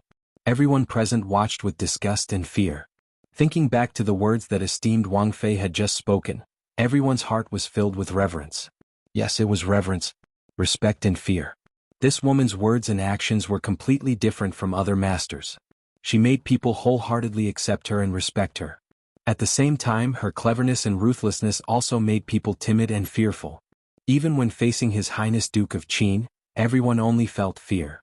However, when facing this female master, everyone's hearts were filled with respect. Su Xiaoyu looked at Wang Laifu for a while, then unconsciously looked away. She had always been bold and cruel, but Wang Laifu's fate made her heart tremble. Looking at Han Yunxi's departing figure and the frightened servants and hidden guards present, her face gradually turned pale. Only then did she realize that she was wrong. This woman wasn't soft-hearted. She was cruel, but she was also smart.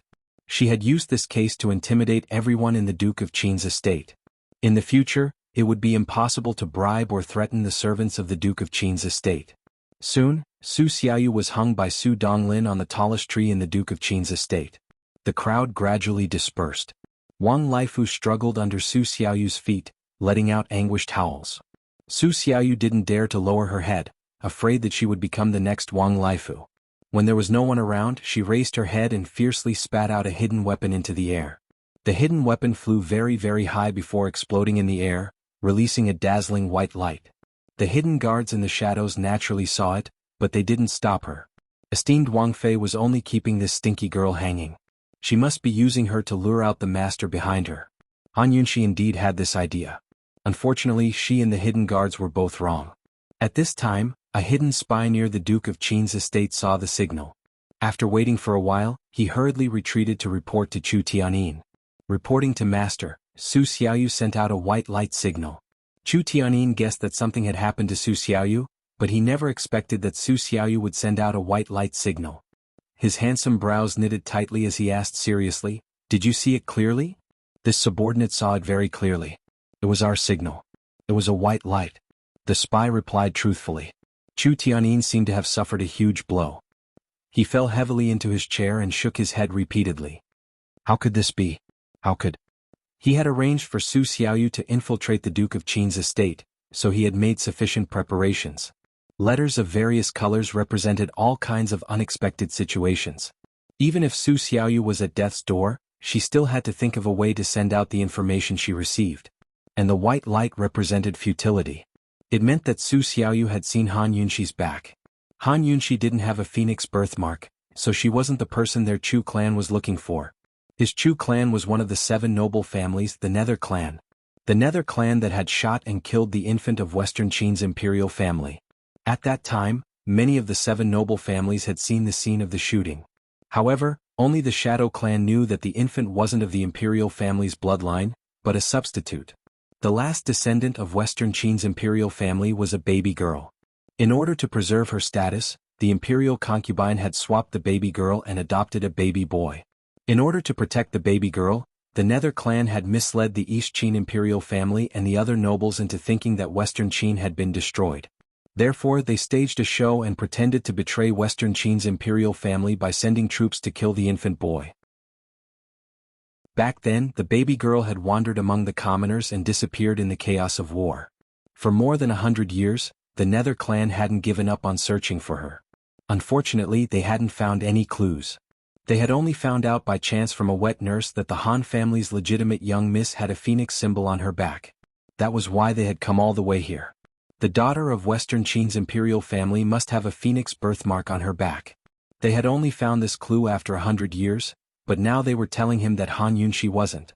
How could he and his father accept this news?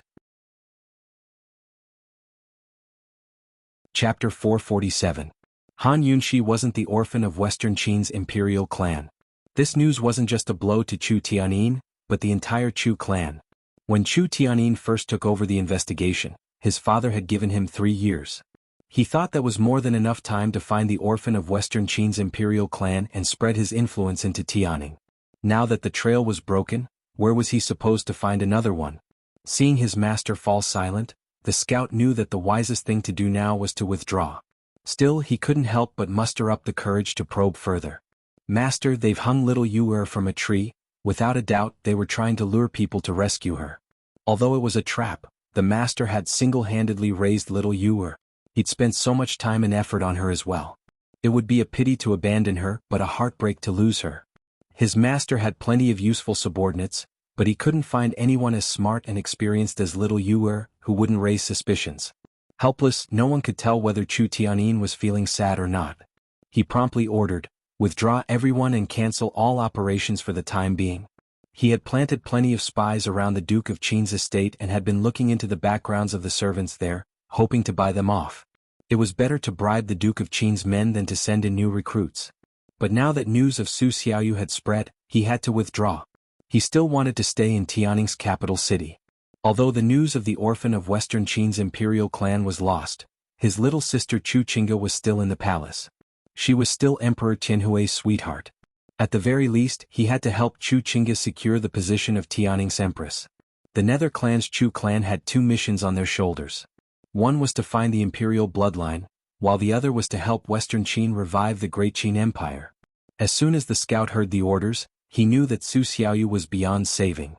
Although he felt a little regretful, he didn't dare to defy his master's orders. He obeyed and did as he was told. Within a single night, all of Chu Tianyin's operations in Tianning's capital city had been cancelled. His speed was so fast that Han Yunxi's spies couldn't find him. Esteemed Princess Consort, the people that Imperial bodyguard Chu sent to investigate are all dead. Their movements are even faster than ours. Su Donglin brought back bad news. When Su Xiaoyu had entered the Duke of Qin's estate, Chu Shifeng had sent men to investigate her origins. Who knew that the next time the guards went, they'd found that everyone involved had been killed. Esteemed Princess Consort, could it be that we have alerted the enemy? Bailey Mingxiang asked in a low voice. Although hanging Su Xiaoyu on the tallest tree in the Duke of Qin's mansion was to lure the snake out of its hole, it was also to alert the snake that Su Xiaoyu had been exposed in the Duke of Qin's mansion. From the looks of it, the other party was planning to abandon Su Xiaoyu. If it were me, I would also choose to abandon the pawn. Tianning's capital city is the Duke of Qin's territory. Now that the cat's out of the bag, the other party wouldn't have the guts to continue, Han Yunshi said seriously. Esteemed Princess Consort, then why did you hang Su Xiaoyu so high up in the air? We should seal off the news first. Su Donglin grew anxious, but Bailey Mingxiang only laughed. Esteemed Princess Consort's ulterior motive isn't the wine, but Su Xiaoyu? Han Yunshi liked Bailey Mingxiang more and more. Bailey Mingxiang really was smart and quick-witted. What do you mean by that? Su Donglin asked anxiously. Esteemed Princess Consort is certain that Su Xiaoyu will be abandoned, so she hung Su Xiaoyu so high up in the air to attack Su Xiaoyu. If Esteemed Princess Consort wants to know something, the most direct way is to start with Su Xiaoyu, Bailey Mingxiang explained. Han Yunshi really did mean that. She refused to believe that a child less than 10 years old like Su Xiaoyu could be so strong-willed in the face of death. How loyal could she be when she was abandoned? This girl doesn't seem like she wants to kill someone. Just what does she want to do? Han Yunshi muttered to herself. She still couldn't figure out why Su Xiaoyu had caused the explosion and scalded her on purpose. Judging from the previous situation, Su Xiaoyu more or less knew martial arts. If she wanted to kill her, she had plenty of chances. She could have done it when she scalded her in the study. Why had Su Xiaoyu snuck into the Duke of Qin's estate? She didn't want to kill but hurt? If it was just scalding her, it didn't seem to have any meaning.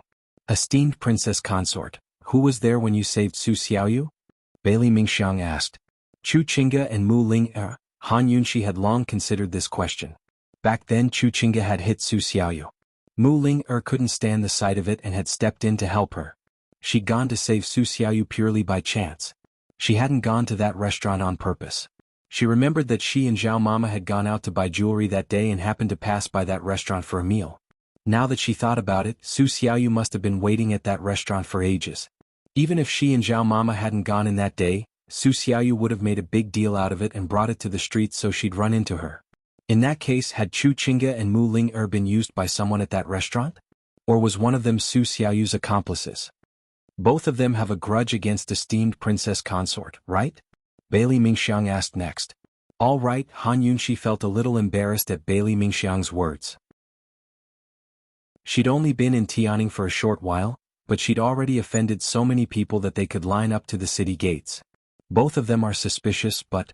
Han Yunshi thought for a while before she said, as I see it, it's not either of them. What do you mean by that? Bailey Mingxiang didn't understand. Han Yunshi felt helpless. If the two of them really did something like that, wouldn't they just take my life? Why did they go in such a big circle with explosions and burns? Esteemed Princess Consort, the two of them probably hate you to the bone, Su Donglin laughed out loud. Han Yunshi glared at him before he shut up. Bailey Mingxiang couldn't help but muffle his mouth as well. Esteemed Princess Consort's reasoning was enough to eliminate Mu Ling-er and Chu Qingge as suspects. Esteemed Princess Consort, Bailey Mingxiang wanted to ask more questions, but Su Donglin cut him off. Miss Mingxiang, don't ask any more. As I see it, that cheap girl won't last more than 3 days. Moreover, when His Highness Duke of Qin returns, I guarantee he'll get to the bottom of the matter.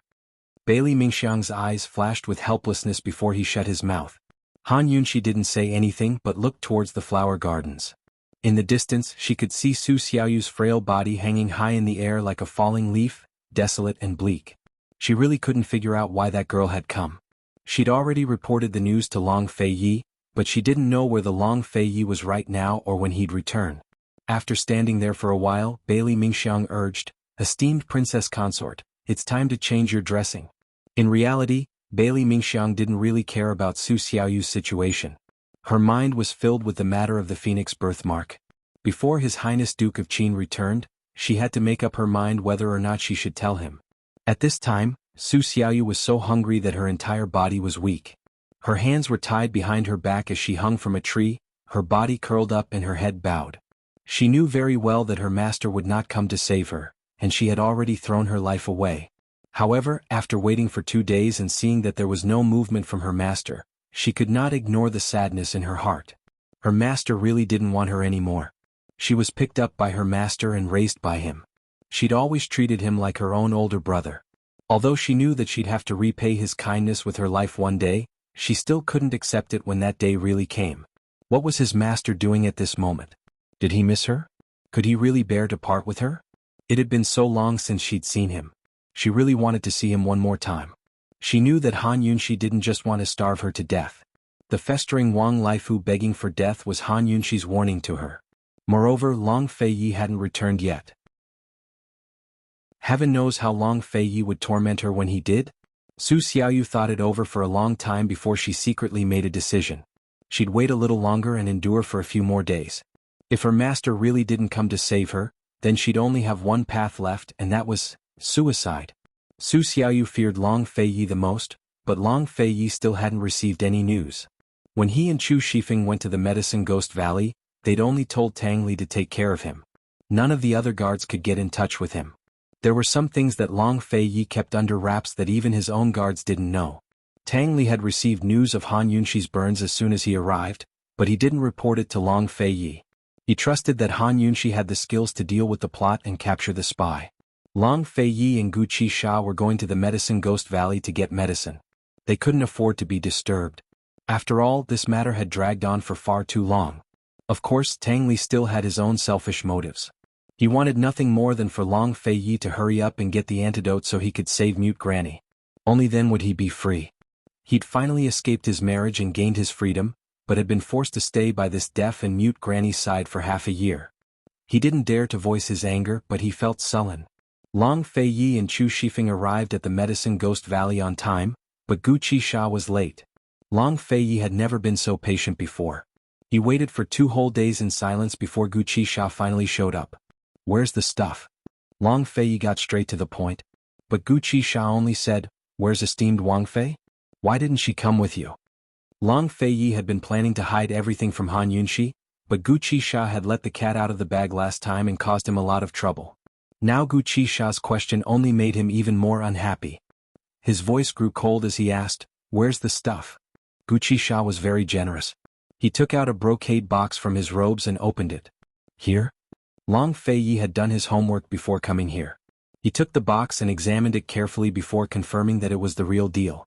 "We've finally found everything. Your Highness Duke of Qin must be very excited, right?" Gu Qisha chuckled. Long Fei Yi didn't even look at him. His face was still expressionless. Gu Qisha knew this guy had facial paralysis, but he was just joking. "Your Highness Duke of Qin, I'll give you the Panoptic Red Lotus and Bear Chuan within a year. Can you spare this little one's life now?" Gu Qisha's voice was strange and filled with ridicule. He didn't seem like he was begging for mercy at all. He was mocking Long Fei Yi. So speaking, he turned to go back into the room, but Long Fei Yi called him back. "Wait." Gu Qisha was puzzled. With Long Fei Yi's personality, he should have left straight away after taking the items. What else does he want? What other medicine does your Highness Duke of Qin want? Do you want to fight another round with this one? Gu Qisha's smile was full of ridicule. Chapter 448. Long Fei Yi remained calm at the mocking look in Gu Qisha's eyes, but Chu Shifeng found the sight to be an eyesore. He raged, "Gu Qisha, the winner is king. Put away your laughable face." When His Highness Duke of Qin had come to ask for medicine, he tried peaceful means before resorting to force. It was this fellow who didn't know how to appreciate favors and made things difficult for him on purpose. Otherwise, His Highness Duke of Qin wouldn't have hurt him and threatened him directly. "The winner is king? I think you're forcing me." Gu Qisha's smile grew even more disdainful. "His Highness Duke of Qin is stronger than this one." Chu Qingge couldn't get used to hearing this and retorted, "It's good that you know you're weak. There's no need to show off." "So you're saying that His Highness Duke of Qin is bullying the weak?" Gu Qisha chuckled. "So what if he's bullying the weak?" Chu Shifeng really wanted to argue with this fellow, but Gu Qisha's strange smile only made him want to piss him off to death. Long Fei Yi saw all of this and felt a faint sense of familiarity. He felt like he'd seen such a cheap mouth somewhere before. But he had no time to dwell on it now because he had something else to do.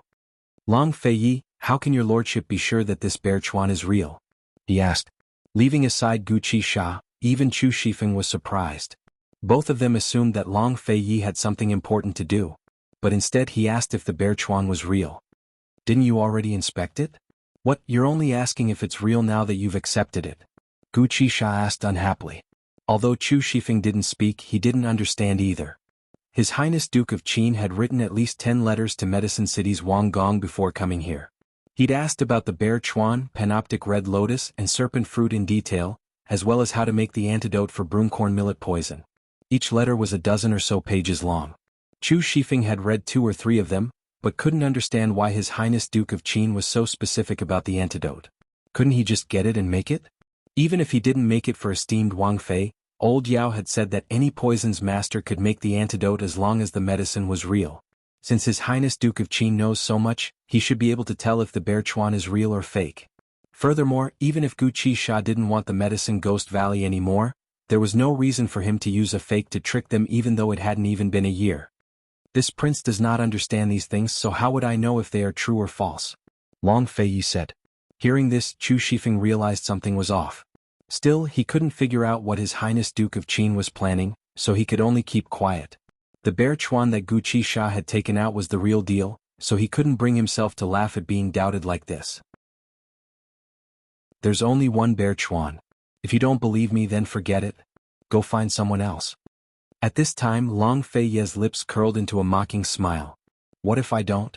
Chu Shifeng's mouth twitched at the words. He never expected His Highness Duke of Qin to act so shamelessly. Just what was he planning to do? Long Fei Ye's question left Gu Qisha feeling helpless. Who asked him to be unable to defeat Long Fei Yi? Gu Qisha's eyes flashed with shrewd light as he endured it. Your Highness Duke of Qin, get to the point. Just what else do you want? Your Lordship's serpent fruit and panoptic red lotus are both genuine goods. Together with the bear chuan, these 3 ingredients can be combined into an antidote.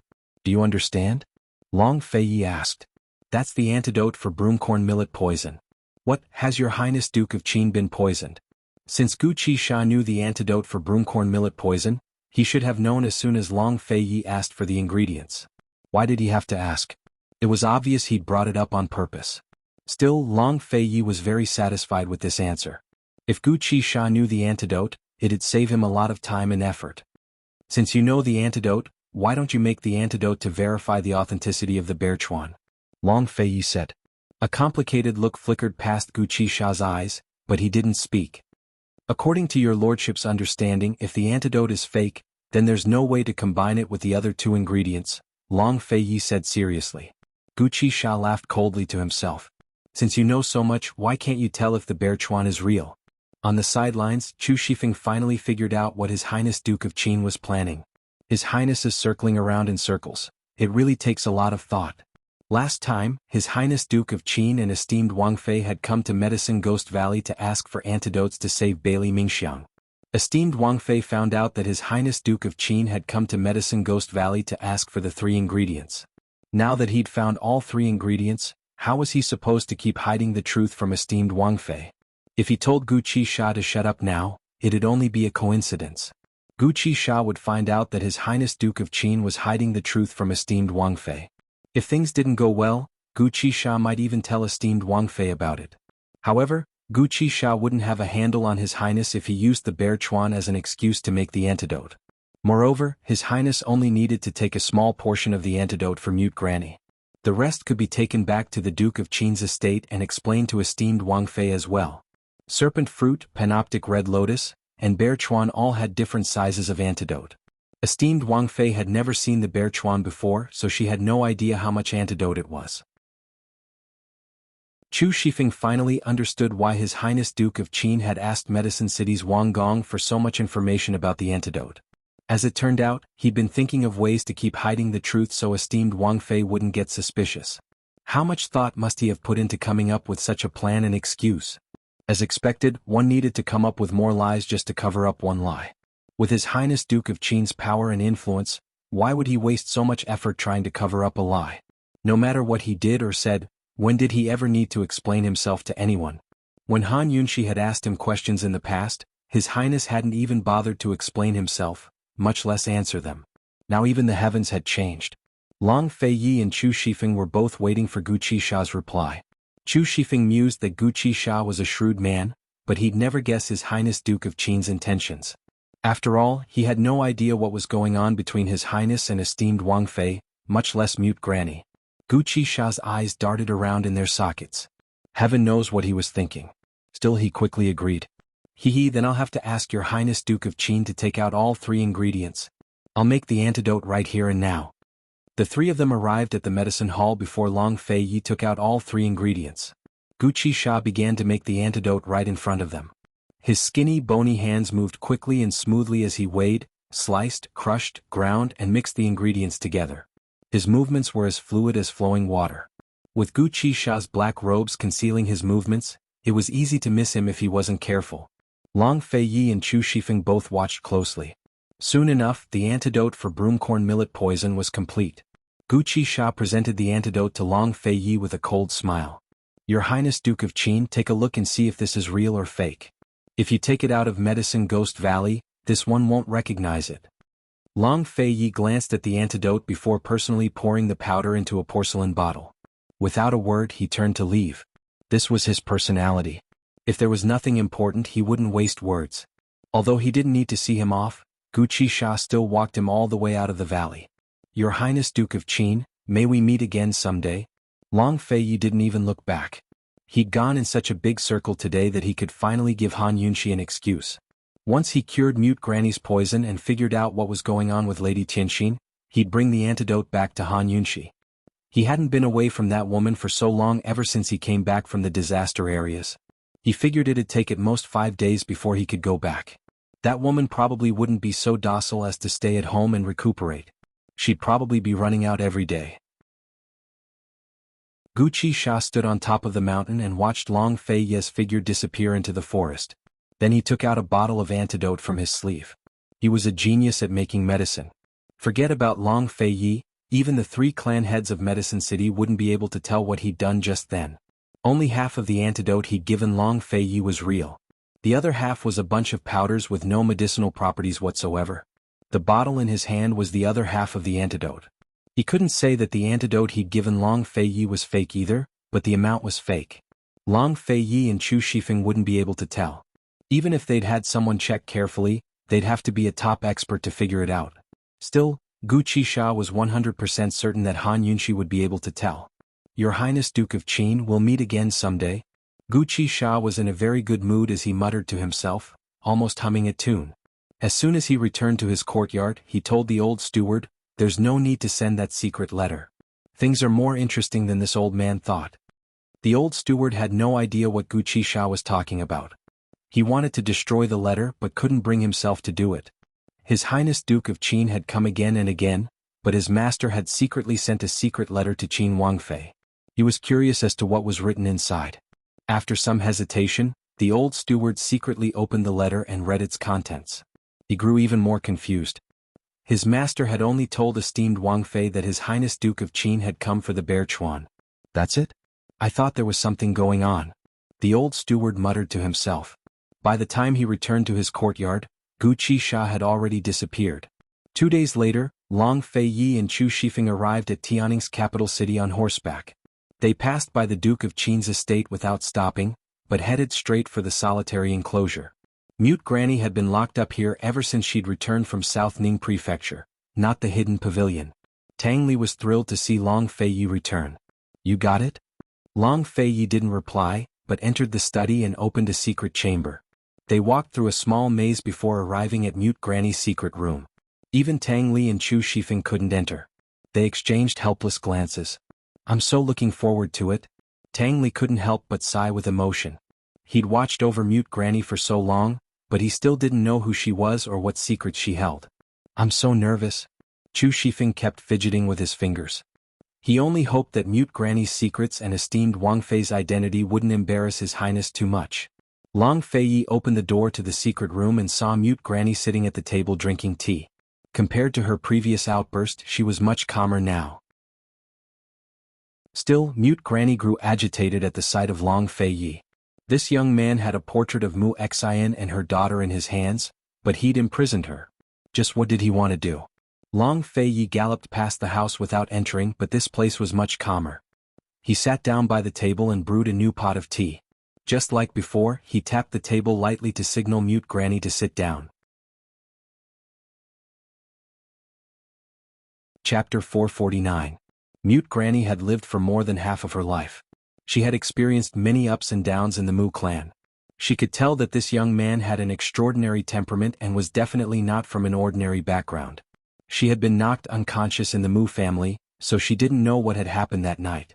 She didn't know why Mu Xian's portrait was in this young man's hands, or what relationship this young man had with Mu Xian's daughter. However, she could feel that at least he didn't have any ill intentions. Kidnapping and imprisoning her was only to dig out Mu Xian's secret from her. She was deaf and mute. Her knowledge of words was limited.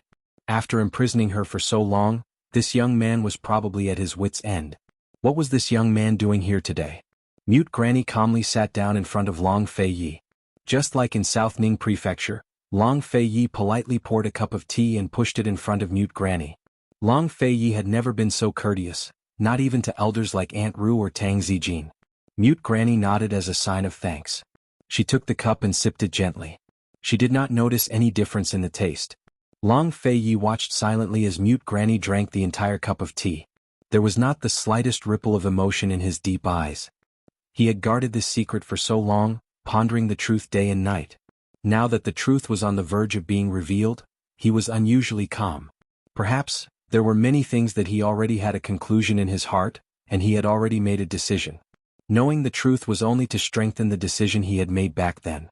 Mute Granny put down the cup. Her expression changed. Her throat felt like it was on fire. It was scorching. She clutched her throat and stared at Long Fei Yi with wide eyes. She thought that Long Fei Yi had poisoned her. She opened her mouth. She wanted to speak, she wanted to shout, but she could not make a sound. She hurriedly snatched the cup of tea. She wanted to drink a few mouthfuls to ease the burning sensation. However, just as she was about to take a sip, she stopped. If this tea was poisoned, she would be in even more pain. The poison in her had been tormenting her throat and ears day and night. It had always been there, causing her to endure the pain every day. However, the pain was nothing compared to the burning sensation she was experiencing. It was too painful. Mute Granny angrily pointed at Long Fei Yi. If she could speak, she would definitely be cursing him. She kept opening her mouth as if she really wanted to say something, but in the end, she couldn't make a sound. In the face of Mute Granny's fury, Long Fei Yi remained unmoved. He continued to sip his tea. This scene made Mute Granny even angrier. She suddenly rushed over and roared, "Who are you? Why are you torturing me like this?" As soon as he said that, Mute Granny was stunned. She hurriedly covered her mouth, her face full of shock. God, did she just shout out loud? Her throat suddenly stopped hurting. Just as Mute Granny was in disbelief, a searing pain shot through her ears. This time, however, Mute Granny didn't explode. Instead, she looked at Long Fei Yi in confusion, hoping for an answer. Long Fei Yi was still drinking tea. After 3 cups of tea, he finally spoke. He was very straightforward. "Madame Mu Xian is your master, right?" Mute Granny was even more shocked. She actually heard it. For more than 20 years, she had lived in a world of dead silence, unable to hear a single sound. Now she suddenly heard a human voice. It was a familiar yet unfamiliar feeling. For a moment she couldn't get used to it. She didn't hear what Long Fei Yi said clearly. Without a doubt, Long Fei Yi had put the antidote to the broomcorn millet poison in her tea. The broomcorn millet poison was cured. When Mute Granny realized this, she quickly returned to her seat. She lowered her head and remained silent for a long time. She needed to adjust her emotions. After a while, she turned to Long Fei Yi and said, "Young man, you are very capable. You actually managed to cure my poison." Long Fei Yi pushed another cup of tea over and said the same thing, "Madame Mu Xian is your master, right?" This time, Mute Granny heard him clearly. "First tell me who you are." Mute Granny was very calm. Long Fei Yi took out a portrait of Han Yunxi, the very same one he'd drawn back when he'd wanted her dead. Even Chu Shifeng had no idea that he'd drawn the portrait himself. Mute Granny grew excited at the sight of the portrait. "I'm sure you know that the girl in the portrait is Mu Xian's daughter.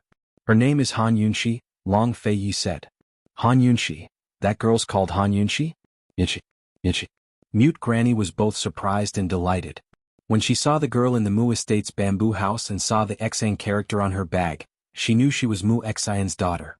Back then, Miss Mu Xian had said that she wanted a daughter in the future and would teach her the art of medicine. She even wanted to embroider a bag for her as a dowry. She never expected the young miss to actually give birth to a daughter who was already so old. "And who are you?" Mute Granny asked cautiously.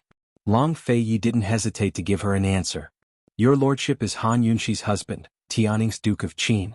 A husband was a position that every man had. It was also a man's responsibility. Although he'd held the title for a long time, Long Fei Yi felt an indescribable sensation in his heart as he smiled faintly. Mute Granny had been imprisoned in the Mu estate for years, so she had no idea of Tianning's Duke of Qin's power. She was very surprised. Then why are you keeping me here behind her back? Although she wasn't clear on the situation, she was certain that Han Yunshi didn't know she'd been imprisoned. There are some things that she'll never know. Long Fei Yi fell silent for a long time without saying anything else. How is it? Mute Granny pressed. Long Fei Yi remained silent. Just what do you want to do? The more Mute Granny thought about it, the more timid she felt. This fellow was the young Miss's husband. If he had any ill intentions, what would happen to the young Miss? There are some things that she'll never know. She'll be happy. Long Fei Yi finally finished his sentence. Happy? This was the first time he'd said that word in his life. Actually, he didn't really understand the meaning of the word. He'd never thought that the word would exist in his dictionary. He only knew that the word happiness should be the ultimate pursuit for a woman. Compared to happiness, Long Fei knew even less about women. He didn't know when it started, but he'd always wanted to treat that woman well. Unfortunately, he didn't know how. Ever since he was young, he'd never treated anyone well, much less understood or liked any woman. His purest thoughts were that if he liked her, he'd make her happy. Long Fei Ye's words were heavy, but there was a faint smile on his cold lips. It was this smile that dispelled the innate cold aura on his body. When Mute Granny saw that, she relaxed her guard. She didn't know what was going on, but her eyes had seen far too much love and hate. She could see the smile on the young man's face. What was happiness? In this world, there was a person who would make you smile when you thought of her. That was happiness. There are some things that she doesn't know. Could it be that you do? Mute Granny asked seriously. If I'm not mistaken, Madame Mu Xen has the blood of Western Qin's imperial family flowing through her veins. Long Fei Yi hit the nail on the head. Mute Granny's heart skipped a beat. She looked at Long Fei Yi not knowing what to say. She knew all of Mu Xian's secrets, and the most confidential one, which even Mu Yingdong didn't know, was Mu Xian's background. How did you know? Mute Granny knew that there was no point in denying it now. It seems that this prince's guess was correct. Long Fei Yi grew serious. From the first night Han Yunshi entered the Duke of Qin's manor, he had begun investigating Han Yunshi. On the wedding night, the woman's poison skills and calmness surprised him. He didn't believe that the trash of the Han family's daughter would have such skills. At first, he suspected that Han Yunshi was a spy, and that she was in cahoots with the spies from Northern Li. But later he gradually realized that the woman was very simple. She didn't even have a friend, much less an accomplice. She didn't have any relationship with the spies from Northern Li, but she had personally uncovered them. She carried the identity of Qin Wangfei and didn't enjoy any glory. Instead, she was hated by everyone and got herself into trouble. But she was able to deal with it all on her own. At first he just watched silently. But gradually he couldn't help but make an exception and speak up for her. She said that she learned her poison skills from the books left behind by Lady Tianxin, but he was skeptical. He began to secretly interrogate Han Kongan and investigate Lady Tianxin. Only then did he find out that Han Yunshi wasn't Han Kongan's biological daughter, but Lady Tianxin's and someone else's. He investigated all the way to the Mu family in Medicine City and found out that Lady Tianxin was having an affair with the remnants of the poison pet. For a long time, his suspicions about Han Yunshi's origins were inseparable from the two words poison sect. If the white-robed man from the Shadow clan hadn't appeared, he would never have thought that the woman he had made an exception to keep by his side was related to the Western Qin imperial family. Forget about others, even the orphans of the 7 noble families wouldn't have thought that the Western Qin imperial family had an orphan. Back then, the last of the Western Qin imperial family's bloodline had been publicly shot by the Nether clan. The Shadow clan was one of the 7 noble families. They were the most loyal and responsible guards of the Western Qin imperial family. The Shadow clan's protection was with their lives. They had never failed to fulfill their duties, much less betrayed them. When the Western Qin imperial family was destroyed, the entire Shadow clan had been buried with them. But now, a descendant of the Shadow clan had appeared. Without a doubt, this proved that the Western Qin imperial family had an orphan. That white-robed man's protection of Han Yunshi was hard to ignore. No one could say for sure whether the Shadow clan member had appeared to search for his master, or whether he had appeared because of the poison beast. Long Fei Yi didn't have a definite answer either, which was why he'd asked Mute Granny today. But Mute Granny's reaction gave him a definite answer. Han Yunshi was the orphan of the Western Qin imperial family. Without a doubt, Mute Granny was furious at Long Fei Ye's probing method, but she couldn't deny it. "How on earth did you guess?" she asked angrily. "Because the Shadow Clan came looking for her," Long Fei Ye said calmly. Unexpectedly, Mute Granny was very agitated. "The Shadow Clan, what do they want?" Chapter 450. Long Fei Yi never thought that the words Shadow Clan would make Mute Granny so agitated. Her expression wasn't one of excitement, but one of anxiety. The Shadow Clan should be the clan that the Western Qin Imperial Orphan trusted the most. What do they want to do? Have they confirmed Yunshi's identity? Mute Granny asked anxiously. So what if they've confirmed it? Long Fei Yi retorted. But Mute Granny only grew angry. No matter who it is, even if they're from the Shadow Clan, don't even think about using Yunshi's identity to make a fuss. Long Fei Yi immediately understood. There were too many things that could be done about the identity of Western Qin's imperial heir. Once her identity was made public, even the 7 noble families and others with ulterior motives would use Han Yunshi as an excuse to summon past powers to fight for power in the world, much less the 7 noble families. Most of these people weren't truly loyal to Western Qin's imperial clan, nor were they truly aiming to revive Western Qin. Instead, they were filled with wild ambitions.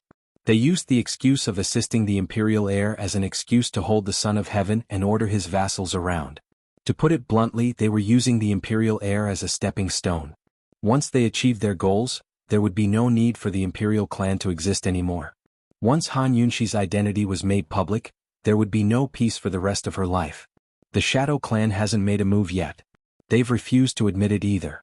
Perhaps they haven't confirmed Yunshi's identity yet, Long Fei Yi said. It was Han Yunshi's honesty that allowed him to understand the Shadow Clan's movements. If the Shadow Clan was certain that Han Yunshi was Western Qin's imperial heir, why hadn't they made any moves? Why would they only show up once every few months without telling Han Yunshi anything? At the very least, the Shadow Clan would recognize a master. But the white-robed gentleman hadn't. Mute Granny finally relaxed a little, but she quickly asked, "Duke of Qin, what about you? Why did you marry Yunshi?" Long Fei Ye's lips rose into a cold smile. "You suspect your lordship? You're Tianningsh Qinhuang. If you really want to, Yunshi's status is the best way for you to seize the throne." Mute Granny gave a cold snort. Long Fei Yi snorted disdainfully. "A trifling Tianningsh throne doesn't need your lordship to step on a woman's back to fight for it. This prince would rather she not be an orphan of the imperial family. I would rather she be the first daughter of the Han family." In truth, Mute Granny's worries were exactly what Long Fei Yi did not want to see.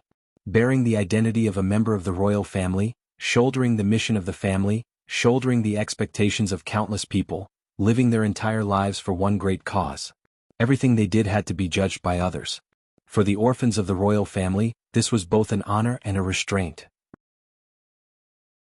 At the very least, in Long Fei Ye's eyes, this was a restriction. Mute Granny didn't believe him. She sneered, "Why should I believe you?" Mute Granny's smile was very cold, but Long Fei Ye's smile was even colder. He rose to his feet and walked to Mute Granny's side before gracefully bending over to whisper in her ear.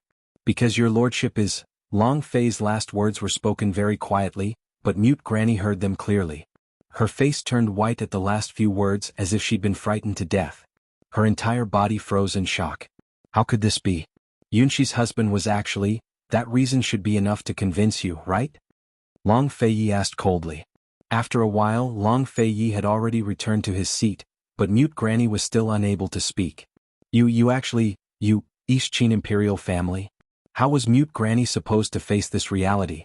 The last orphan of Western Qin's imperial family, Han Yunshi's husband, was actually the East Qin Imperial family's orphan, the East Qin Imperial prince. Was all of this an ill-fated relationship, a coincidence, or intentional? Mute Granny was suddenly on guard. She rose to her feet and backed away. Fine. So you're planning to hide this from Yunshi and not let her know about her origins so you can use her. You want to use her to revive your East Qin. Suddenly, there was a loud slap as Long Fei Yi slammed the table. He was never good at explaining himself, nor did he like explaining himself to anyone. But he'd already wasted quite a few words today, so he never expected Mute Granny to look at him like this. To him, this was simply an insult. He rose to his feet, his voice as cold as ice. Your lordship isn't so low as to step on a woman to ascend to the throne. I'm not so low as to use a woman to revive my country. Mute Granny was stunned by Long Fei Ye's anger. She stood rooted to the spot before asking, "Then why did you imprison this old woman here? And why did you hide this from Yunxi?" Long Fei Yi didn't answer but drank his tea in silence. After a long time he finally spoke. "I want her to be the Han family's first wife's daughter for the rest of her life. She'll have no hatred or guilt, and stay peacefully by your lordship's side." Mute Granny's heart skipped a beat. She finally understood what this young man meant when he said she'll be happy. If Yunxi found out about her heavy origins, how much burden would she feel in her heart? If Yunxi found out about the Duke of Qin's origins, what would she do? Mute Granny fell silent as well. After a long time she finally asked, "Duke of Qin, does Yunxi like you?" Long Fei Yi smiled. It was a faint smile, but his eyes were filled with bitterness and helplessness. Did Han Yunxi like him? That woman still looked at him with infatuation even now. Long Fei Yi's smile gave Mute Granny the answer. Finally, Mute Granny sat back down and asked for a cup of tea from Long Fei Yi before telling him Mu Xian's story. The last surviving member of Western Qin's imperial clan wasn't the baby boy killed by the Nether clan, but Mu Xian's mother, Yunxi's grandmother. Back then, Western Qin's emperor and various princes had died on the battlefield. Noble Consort Qin gave birth to a baby girl before giving birth. She didn't understand the situation and believed that Western Qin wouldn't be destroyed so easily. As long as she gave birth to a boy, she'd rise in status and become the Empress Dowager. Thus, Noble Consort Qin sent the baby girl away and adopted a boy instead. But a few months later, rebels broke into the imperial palace and destroyed Western Qin along with its imperial clan. Back then, only the Shadow clan knew about this and secretly sent people to protect the baby girl. When Western Qin's imperial clan was invaded, East Qin and the other noble clans tried to exterminate them all. They hunted down every last member of the imperial clan and didn't even spare the baby. The Shadow clan told the Nether clan about this, and the Nether clan's general pretended to betray them by killing the baby boy himself. Only then did they stop pursuing and killing the baby girl. Later on, East Qin was destroyed and the 7 noble clans declined. The once glorious Great Qin Empire became a dusty piece of history. The entire Shadow clan sacrificed themselves for the empire, leaving only one person to protect the baby girl. But when the baby girl grew up and learned of her origins, she suddenly ran away and disappeared. So that baby girl was Mu Xian's mother. She married into the Mu clan and gave birth to Mu Xian, Long Fei Yi said. Exactly. She escaped the control of the Shadow and Nether clans and married into the Mu clan as a concubine. She only gave birth to one daughter, Mu Xian. Mute Granny sighed as she spoke. This old woman was Mu Xian's wet nurse. If Mu Xian hadn't told me all this, I would never have dreamed of such things. Who is Han Yunxi's father? What does he have to do with the poison sect? Long Fei Yi asked. The rumors of Mu Xian having an affair with the remnants of the poison sect are true, Mute Granny said. Miss Mu Xian was originally sent to Medical City to study medicine, but she never expected to run into someone from the poison sect. She fell in love with him and couldn't extricate herself. She never returned to the Mu clan after going to Medical City. She secretly exchanged a few letters with this old woman, and the last one told me a piece of news that was mixed with both joy and sorrow. She was pregnant? Long Fei Yi guessed. Mute Granny smiled wryly and nodded. She was pregnant, but she ran into that beast from the poison sect having an affair with another woman behind her back. Hearing this, Long Fei Yi finally understood. That was why Mu Xian, or Lady Tianxin, had left the poison sect in despair and changed her name to hide in Tianning's capital city, where she married Han Kangan. Thus, Han Yunxi's mother was an orphan of Western Qin's imperial clan, while her father was a member of the poison sect. That was the last letter this old woman received. Later on, Mu Yingdong discovered all of my correspondence with Miss Mu Xian. By then, there were already rumors in Medical City that Mu Xian was having an affair with the poison sect. For the sake of protecting the Mu clan's reputation and maintaining the relationship between the Mu clan and Medical City, Mu Yingdong vehemently denied the rumors. As Mute Granny spoke, she sighed with emotion. He drugged this old servant until I was deaf and mute. He had me guard the bamboo hut because he wanted to use me to lure out Miss Mu Xian. He even wanted to use Miss Mu Xian as bait to lure out the poison sect and curry favor with those old men in the medical academy. Who would have thought that Miss Mu Xian wouldn't come, but her daughter would? Does Mu Yingdong know about the Western Qin imperial clan? Long Fei Yi was most concerned about this question. Mute Granny immediately shook her head. No, he definitely doesn't know. His thoughts are all on the poison sect. Long Fei Ye's heart finally relaxed. If Mu Yingdong didn't know about this matter, then he could save himself a lot of trouble. Duke of Qin, Miss Mu Xen, actually Mute Granny had wanted to ask this question from the start, but she didn't dare. She was afraid that the answer would be too much for her to bear. Mu Yingdong had used her as bait, but she hadn't been willing to leave the bamboo hut. She dearly wanted to see her miss one more time and tell her personally about Mu Yingdong's evil intentions. Long Fei Yi naturally knew what Mute Granny wanted to ask. He told her everything about how Mu Xan had changed her name to Tianxin and married into the Han family, including how Lady Tianxin had saved Empress Dowager Li and how the latter had bestowed the marriage. It's a pity that Lady Tianxin died in childbirth. Fortunately, Han Yunxi was saved. Long Fei Yi rarely sighed in front of others. Although Mute Granny had long known that Miss Mu Xan had met with misfortune, she still couldn't take the news. Tears filled her eyes. Difficult childbirth? How could this? What could be more sorrowful than dying in childbirth? Using one life to welcome a new life, leaving the new life without a mother the moment it was born. Mute Granny's eyes reddened. Soon enough she couldn't take it anymore and covered her mouth to sob. Miss, this old servant has been waiting for you this entire time. With that, Long Fei finally figured out the truth. After Mute Granny calmed down, Long Fei Yi asked, do you know how many people are left in the poison sect? Who is Yunxi's father? Mute Granny shook her head. Miss Mu Xan has never mentioned him, but she might not tell us such a secret because even the Mu clan doesn't know about it. Long Fei Yi nodded. His slender fingers lightly tapped the table as he pondered over something. Chapter 451.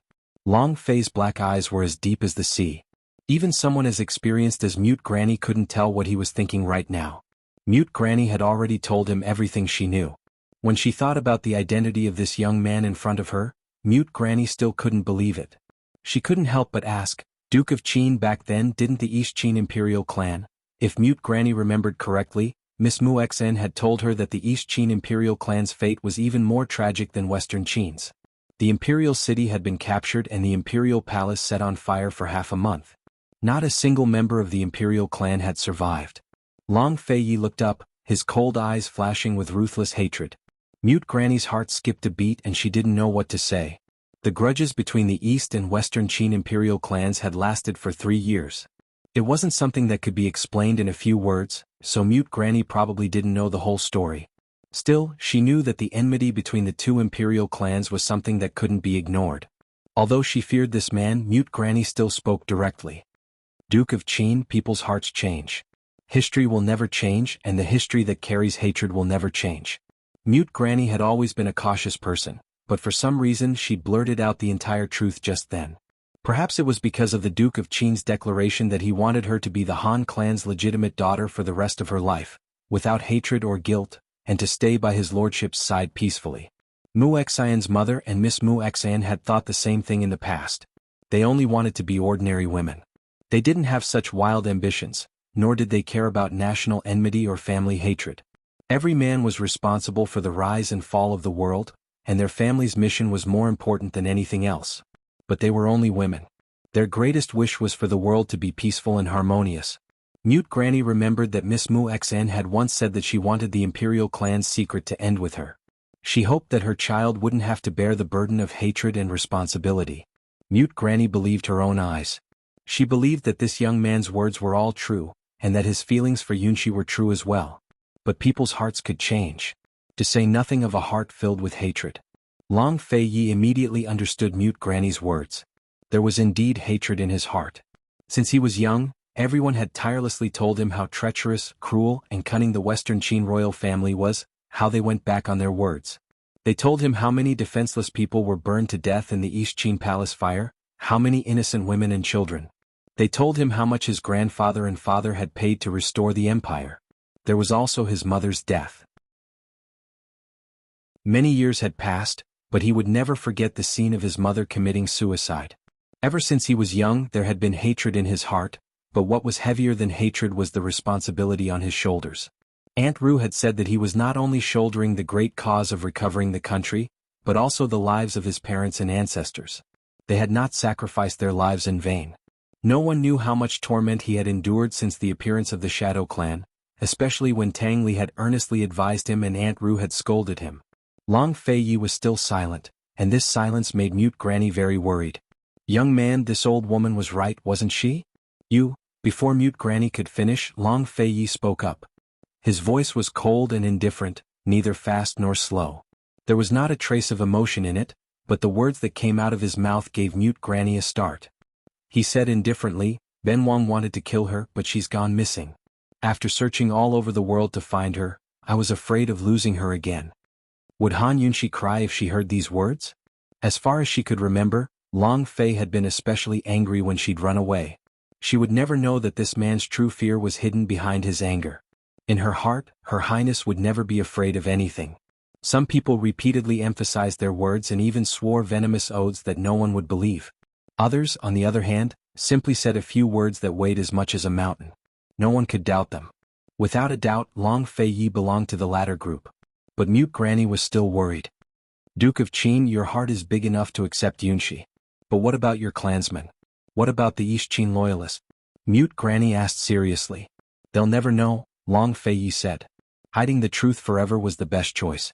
If he couldn't, he didn't mind getting rid of those who got in the way. In his eyes, there was no such thing as a bad soldier who didn't want to be a general. Those who disobeyed their masters were useless. Long Fei Yi was more worried about the outsiders. You're certain that Mu Yingdong doesn't know about Western Qin? Long Fei Yi asked again. This old woman can risk my life for this, but he definitely doesn't know.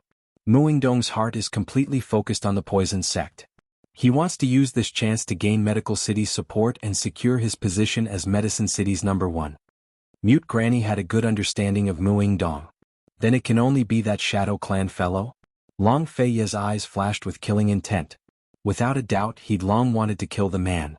How did the Shadow Clan suspect Yunxi? Mute Granny asked anxiously. After Yunxi's grandmother escaped from the Shadow Clan and Nether Clan, there had been no news of them since.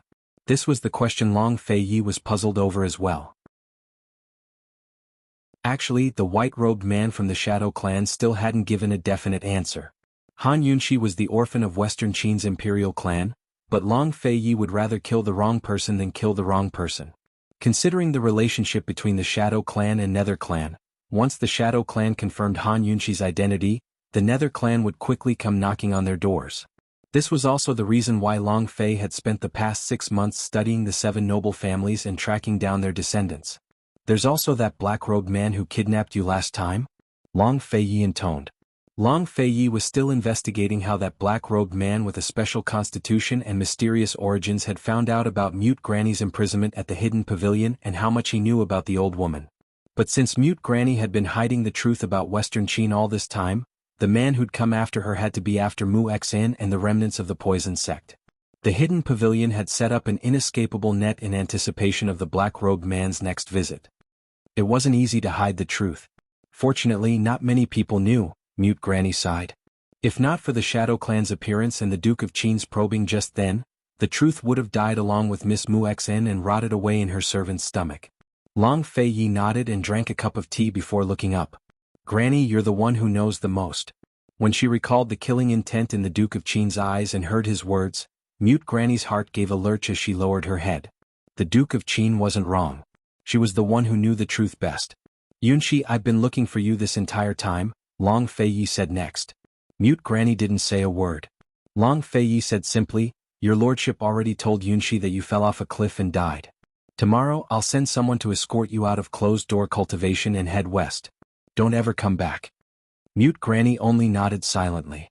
Long Fei Yi rose to his feet, the boulder weighing on his heart finally lifted. Now that he knew the truth and confirmed his suspicions, he'd be even more decisive in his actions. Granny, we'll never meet again. Long Fei Yi poured Mute Granny a cup of tea before leaving. He still had to return to the estate and give the rest of the antidote to Han Yunxi. It had been days since he'd seen her, so he didn't know what that woman was up to. Long Fei Yi had already left the secret chamber and was about to close the stone door behind him when Mute Granny finally spoke up. She knew there was no point in asking, but she couldn't help herself. She asked, Duke of Qin, will there be a day when East Qin is revived? Yunxi was the only member of Western Qin's imperial clan left in this world, but Yunxi knew nothing about it. As a servant, she should at least ask on behalf of Western Qin's imperial clan. Your Highness Duke of Qin, if the day comes when East Qin is revived, could you show mercy for Yunxi's sake? Western Qin's imperial clan was gone for good, but the loyal descendants of the nobles and aristocratic families who'd sworn loyalty to them to the death still existed. The remnants of the palace and the history of East Qin still existed. Once East Qin was revived, they'd definitely seek revenge. Long Feiyi wasn't planning to reply, but he stopped after taking 2 steps. With a disdainful snort, he said, "Your lordship isn't thinking of reviving the country. Your lordship wants to expand the world and create a new imperial clan." Mute Granny's heart skipped a beat at his words. She froze in place until the stone door to the secret chamber slowly closed behind her. She could tell that the Duke of Qin was no ordinary person. He had great ambitions and the domineering determination in his eyes, but she never expected him to create a new imperial clan. He'd surpassed the narrowness of national enmity and cast aside the burden of reviving the country. This was a true man, a true expert. It was impossible to imagine how big the Duke of Qin's heart was, or how much confidence he had, to have such lofty ambitions despite all his burdens. Mute Granny was thoroughly convinced. She actually rejoiced that Yunxi was lucky to have met such a man. If Miss Mu Xan knew about this in the underworld, she'd definitely be gratified. Mute Granny picked up the cup of tea Long Feiyi had poured for her before he left and drank it in reverence. Then she took off her outer robes and tied them to the beam. She was a servant who'd waited for her master for so many years, but she still couldn't see him. What was the use of her knowing so much about the truth? What was the point of leaving closed-door cultivation and drifting so far away from home? With her neck hanging off the beam and her feet on the stool, Mute Granny muttered to herself, "Yunxi, Granny hopes that you'll never know the taste of hatred. I hope that you'll never hold any grudges against the Duke of Qin. I hope that you'll one day ascend the throne of Empress and glorify yourself." She gently stroked the portrait of Mu Xen she kept close to her clothes before closing her eyes and kicking aside the stool by her feet. Then she hung herself from the beam, to commit suicide. By the time Tang Li arrived, Mute Granny was already dead. Tang Li and Chu Shifeng had been waiting outside the entire time, so they had no idea what the Duke of Qin and Mute Granny had been talking to each other. He quickly picked up Mute Granny and saw that there was no way to save her, so he sent someone to report to Long Feiyi. By now, Long Feiyi had already arrived at the gates of the Duke of Qin's estate. Long Feiyi was very calm after hearing the news. He simply instructed, "Have Tang Li bury her in secret. Keep watch over the hidden pavilion." A fake Mute Granny had been imprisoned there this entire time, waiting for the black-robed man to show himself. It was already late at night, but Long Feiyi didn't disturb anyone. As soon as he reached the hibiscus courtyard, he headed straight for the leisurely cloud pavilion. Chapter 452. In the dead of the night, the lights in leisurely cloud pavilion were still lit. Han Yunxi had met with trouble. She had originally planned to hang Su Xiaoyu for a few days to break her willpower and make her confess. But who would have thought that Su Xiaoyu would be so stubborn? She had already starved herself twice, but she still did not say a word. If this continued, Su Xiaoyu would really starve to death. The hidden guards had not found anything yet. Once this girl starved to death, there would be no clues left. At this time, Han Yunxi was only wearing a doo-doo, revealing her fragrant back. She was lying on the bed, letting Bailey Mingxiang change her bandages while talking about Su Xiaoyu. These days it was hot and easy to sweat. Adding on the fact that she could not lie on the bed, the 2 ulcers on her back had not completely scabbed over yet. In my opinion, that girl is using this method to threaten me. She knows that I won't kill her. Han Yunxi said in displeasure. Doesn't Princess Consort know a method to make her life worse than death? Bailey Mingxiang lightly said. Han Yunxi thought for a moment and said, "Starve her for another day. If she still doesn't confess, then put her down. This princess will personally interrogate her." Bailey Mingxiang had already taken off the gauze. Taking the medical cotton swab that Han Yunxi had provided, he began to gently apply the medicine. As soon as the cold ointment touched her burning wound, Han Yunxi immediately exhaled a long breath. It feels so good. Apply more, don't be afraid of me hurting." At this time the wound was the most uncomfortable. The wound had not completely scabbed over, so the pain and burning sensation coexisted. The most frightening thing was that it was becoming more and more itchy. Han Yunxi could not help but want to scratch it. So, when she applied the medicine she would feel very comfortable. She was a medical practitioner and would often tell her patients to abstain from this and that.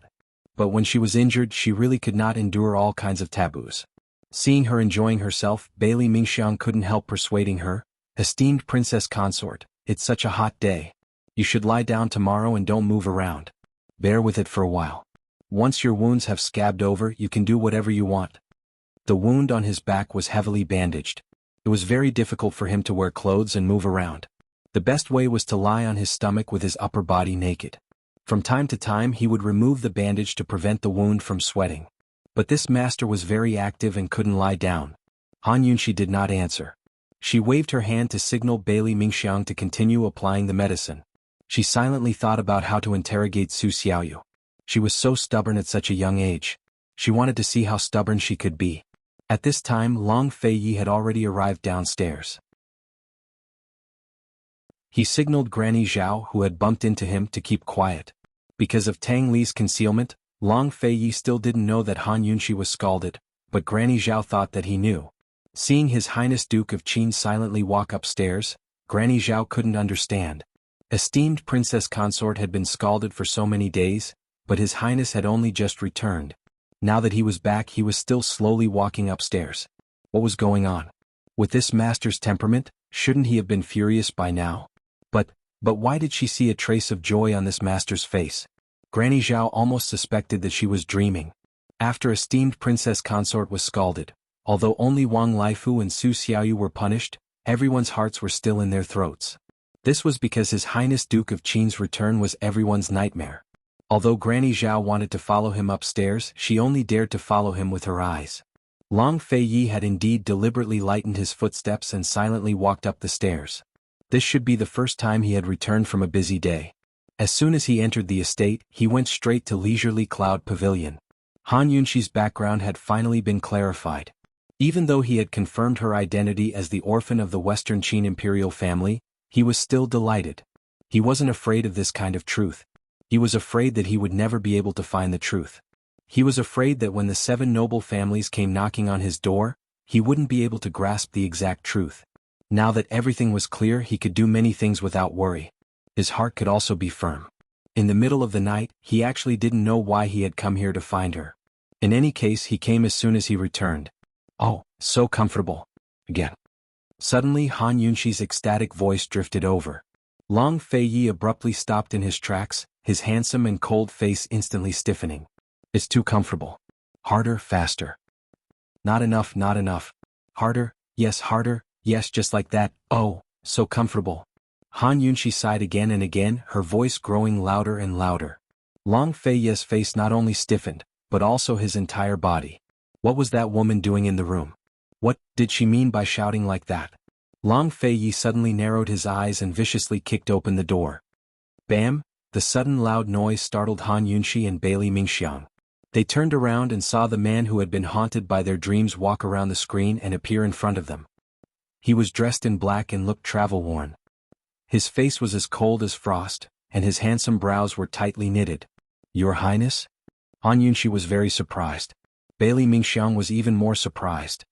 He was so frightened that his hand trembled. The cotton swab stabbed heavily into Han Yunxi's wound, piercing through the thin layer of scabs. "Ah!" Han Yunxi immediately screamed. It hurt. It hurt more than rubbing salt on her wound.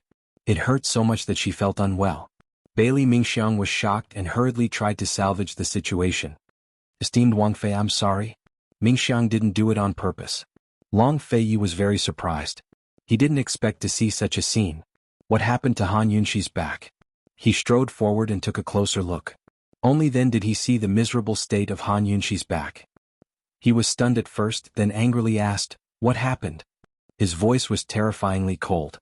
Bailey Mingxiang's heart and hands trembled, but Han Yunxi was already used to it.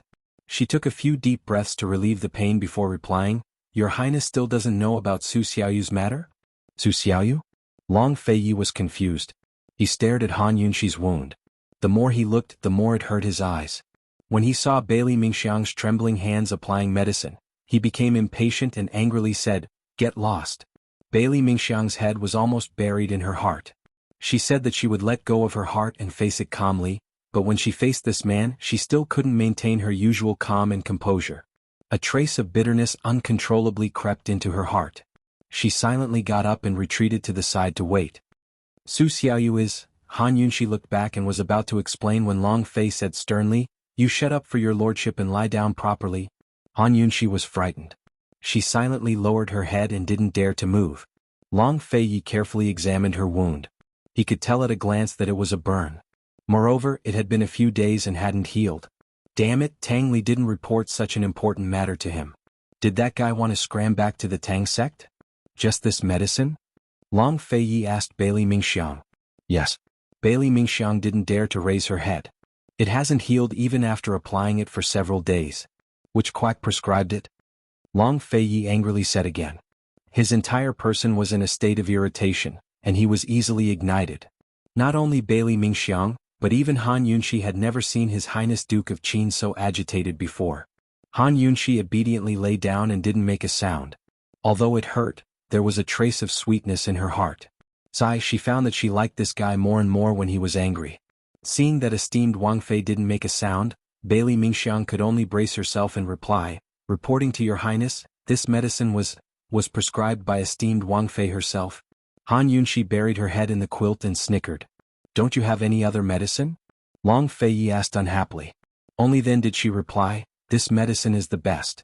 It's hot and the wound heals slowly. There's no other way." She was clearly the one who moved too much and sweated too much. Okay. Bailey Mingxiang knew the truth, but how could she dare to say anything?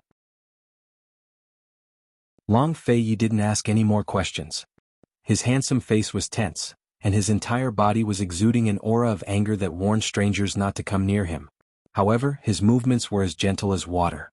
He didn't use a cotton swab, but instead used his fingertips to apply the ointment gently on Han Yunshi's wound. His movements were very, very gentle and delicate, as if he was protecting and caressing her. This kind of comfort couldn't be compared to Bailey Mingxiang's gentle application of the cotton swab. This kind of comfort seeped into her bones and seeped into her heart. Han Yunshi lay sprawled against the cool silk blankets, her entire body relaxing. She could give her entire back to this man now. She really hoped that he'd never stop, that he'd keep caressing her like this. At some point, Bailey Mingxiang had secretly raised her head to look. She saw His Highness Duke of Qin's furrowed brows and lowered eyelids. Then, she saw the gentleness in his hand as he held the sword. Only then did she realize that this man also had times when he felt heartache for a woman. So this was what his heartache looked like. Looking at him made her feel heartache as well. Long Fei Yi had practiced martial arts since he was a child and had dealt with countless assassins. As long as he wasn't poisoned, treating all kinds of wounds was a common occurrence for him. He treated Han Yunshi's 2 ulcers, leaving only the scab that Bailey Mingxiang had just pierced. He looked at it seriously, his brows furrowed. He saw that there was some water on the wound, so it was undoubtedly not a light injury. If he applied medicine in this kind of situation, it would definitely sting, but he had to apply medicine. Long Fei Yi hesitated. Lung glanced at Bailey Mingxiang. Although he didn't say anything, the look in his eyes was enough to break Bailey Mingxiang's heart. She tightly bit her lip and silently knelt down. This servant deserves death for hurting esteemed Wang Fei. Long Fei Yi didn't even look at her, but Han Yunshi turned her head to look. "Mingxiang, what are you doing? Get up." Unexpectedly, Long Fei Yi's large hand reached over and turned her head so that she could continue to bury it. He said unhappily, "Don't move." "Lung," he ordered Bailey Mingxiang, "withdraw." Bailey Mingxiang silently withdrew. Han Yunshi's head was pressed down by Long Fei Yi's large hand, so she couldn't move at all. Even speaking was difficult. If this guy continued like this, even breathing would be difficult. However, Long Fei Yi quickly released his hand and said indifferently, "It'll hurt. Don't endure it. If it hurts, cry out." Han Yunshi focused on breathing in the fresh air and ignored him. She could still endure pain as long as it didn't come as suddenly as just now. Bailey Mingxiang had already reached the door and was about to close it. When he heard these words, his heart was filled with emotion. How many men, when coaxing someone, would always say, "It'll hurt. Endure it." Or "It'll hurt. Endure it. Don't cry." However, His Highness Duke of Qin had said, "It'll hurt. Don't endure it." Bailey Mingxiang thought, if that's the case, it won't hurt no matter how serious the injury is, right?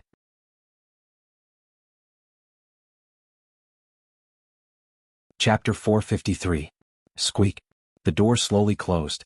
Separated by a single door, Bailey Mingxiang seemed to have walked out of their world and returned to her own.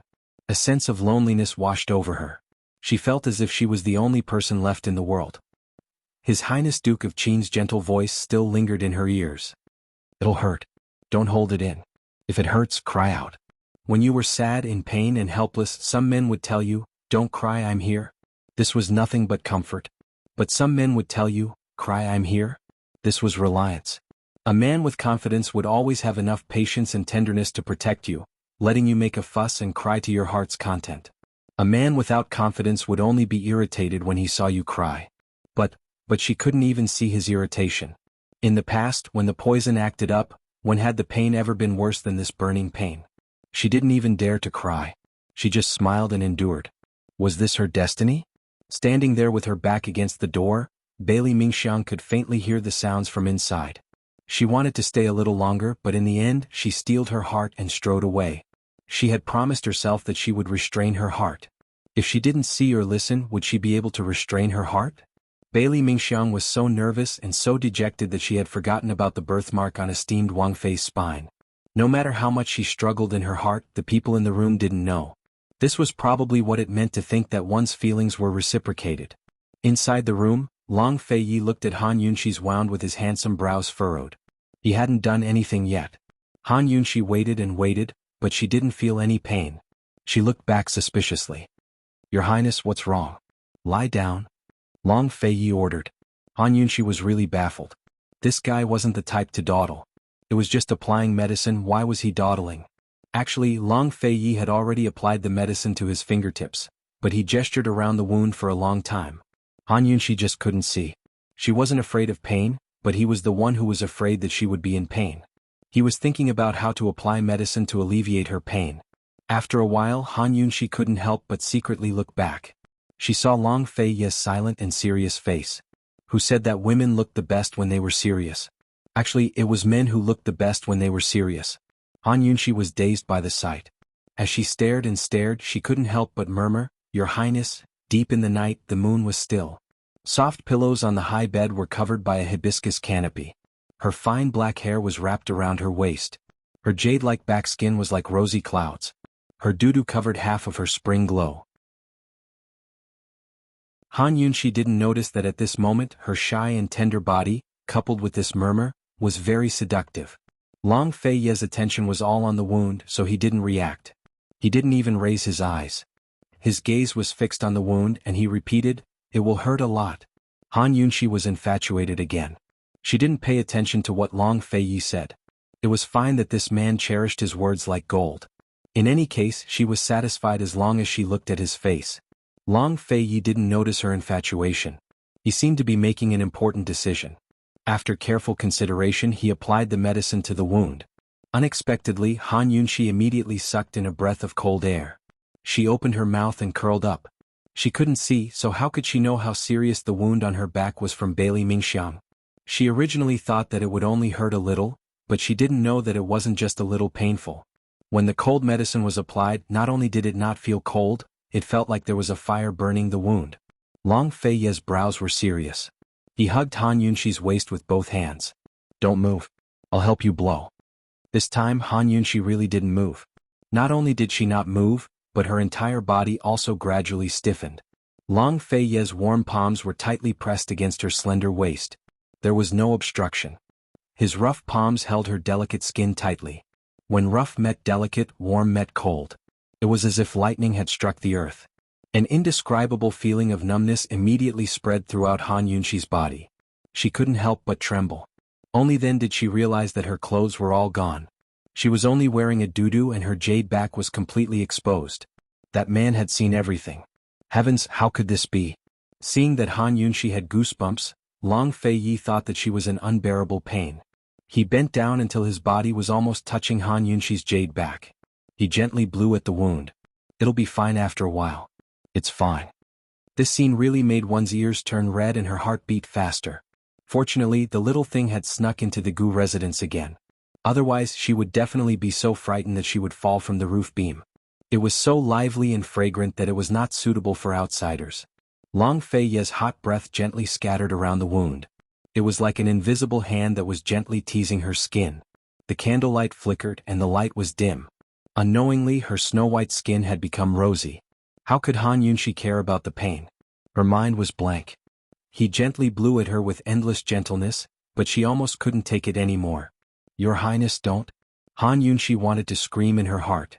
However, Long Fei Ye's attention was all on her wound. If Han Yunshi could see it now, she would definitely see the intense heartache in his eyes. He gently blew at her for a while, then asked very seriously, "Are you feeling better?" Han Yunshi buried her head in the silk blanket and only gave a muffled reply. She couldn't see anything, but she quickly sensed that he had gotten up and moved away from her. She secretly sighed in relief. Very quickly, she sensed that he had let go of her waist. Finally, Han Yunshi's tense body relaxed. But who knew that Long Fei Yi would actually gently stroke her jade back? His gentle fingers wandered around the edge of her wound. It was as if he was caressing her, gentle and delicate. It was as if he was teasing her, but it was neither close nor distant. Actually, it wasn't a caress, nor was it a provocation. It was just a tender affection. His handsome brows were filled with tender affection as he asked faintly, "I've applied the medicine. Do you want me to bandage it?" He often treated his own wounds. Most of the time he would just apply medicine and bandage it. It was fine as long as it didn't bleed or get infected. He was very casual about it. But facing Han Yunshi's delicate skin, he didn't dare to be casual. Han Yunshi's breathing was a bit disordered as she said in a low voice, "Your Highness, Qinxia's wound is very complicated to treat. It's better to have Mingxiang come over. She knows." "No need. This prince will learn." Long Fei Yi said faintly. "It's very complicated?" Han Yunshi was in a difficult position. "How complicated?" Long Fei Yi asked patiently. Han Yunshi was distressed. It was indeed very complicated to treat her wound. Actually, the fastest way to heal was to not bandage it. The medicine applied was used to accelerate the formation of a scab. After the medicine was applied, the wound would be exposed and dry naturally, giving the skin a new environment. After lying down like this for 3 to 4 days, the wound would be completely scabbed. Previously, she couldn't lie down, so she asked Bailey Mingxiang to bandage her wound. However, bandaging the wound on her back was more troublesome. Han Yunshi was caught between a rock and a hard place. If she told Long Fei Yi that he didn't need to bandage her wound, she was sure that this guy would definitely keep an eye on her for the next few days and make her lie down for a few days. If she asked Long Fei Yi to bandage her wound on her back, the bandage would definitely wrap around her body. They were both women. Previously, when she asked Bailey Mingxiang to bandage her wound, Han Yunshi felt very awkward. But now, in the end, Han Yunshi said seriously, "Your Highness, I'll bandage it myself." She was about to get up as she spoke, but Long Fei Yi patted her head again. His action seemed very forceful, but it was actually very gentle. He said, "This prince knows how to. Your Highness, if the bandage is too tight, it will hurt the wound. If it's too loose, it won't be able to bandage it. It's better if I do it myself. It'll be easier to control the strength." Han Yunshi hurriedly explained. Long Fei Yi still pressed her face back into the silk quilt with one hand and warned unhappily, "Try moving again." Han Yunshi wanted to cry, but no tears came out. She couldn't help but mutter, "Idiot, if I don't move, I won't be able to bandage it." Long Fei Yi heard it but didn't hear what she said clearly. He let go of her. "What did you say?" "Nothing." Han Yunshi replied plaintively. Long Fei Yi didn't forget to warn her, "Don't move." Han Yunshi gritted her teeth as if she was going to the execution ground. Her face was filled with anxiety. Long Fei Yi cut a square of white gauze diagonally and cut it into a triangular scarf. Then he gestured at her back and applied some ointment on 2 places on the scarf. Then he said, "Sit up." He was going to use the triangular scarf method to bandage her wound. Needless to say, Long Fei Yi wasn't a professional medical staff, but he was quite professional when it came to treating wounds. Han Yunshi's wound was on her back and it wasn't small. If they were going to bandage it, they could only use the triangular scarf method. If it was in the past, Han Yunshi would have been surprised. But now she was flustered and nervous. How could she care so much? What could a thin silk doo-doo cover? Her jade back was exposed. She had accepted it, but now, "Long Fei Yi, are you sure this is okay?" Han Yunshi didn't move for a long time. Countless thoughts were running through her mind. However, Long Fei Yi was very serious. He prepared the gauze. Seeing that Han Yunshi didn't move, he asked, "Does it still hurt?" Han Yunshi still didn't move. She didn't even dare to look at him. Seeing this, Long Fei Yi's heart ached even more. He squatted down and said in a gentle voice, "It still hurts, right?" At this moment, Han Yunxi noticed the heartache in the man's eyes. She quickly shook her head. Then sit up so that I can bandage your wound. Han Yunxi frowned and looked at him. She really didn't know what to do. In Long Fei's eyes, her awkward expression was nothing but coquettish. It was the first time a woman had dared to act coquettishly in front of him. It was also the first time this woman had acted coquettishly in front of him. Long Fei's lips curled into a smile that even he didn't notice. It was a little helpless and a little doting. He said, "Be good. I'll carry you up." Han Yunxi's heart almost melted when she heard this voice. She clearly didn't move, but why did she suddenly feel that she wasn't so far away from this man? She was suddenly a few steps closer. "Your Highness, are you walking towards me?" In the past 6 months, no matter how close he got, she had never felt this way. This was the first time. Han Yunxi didn't believe it.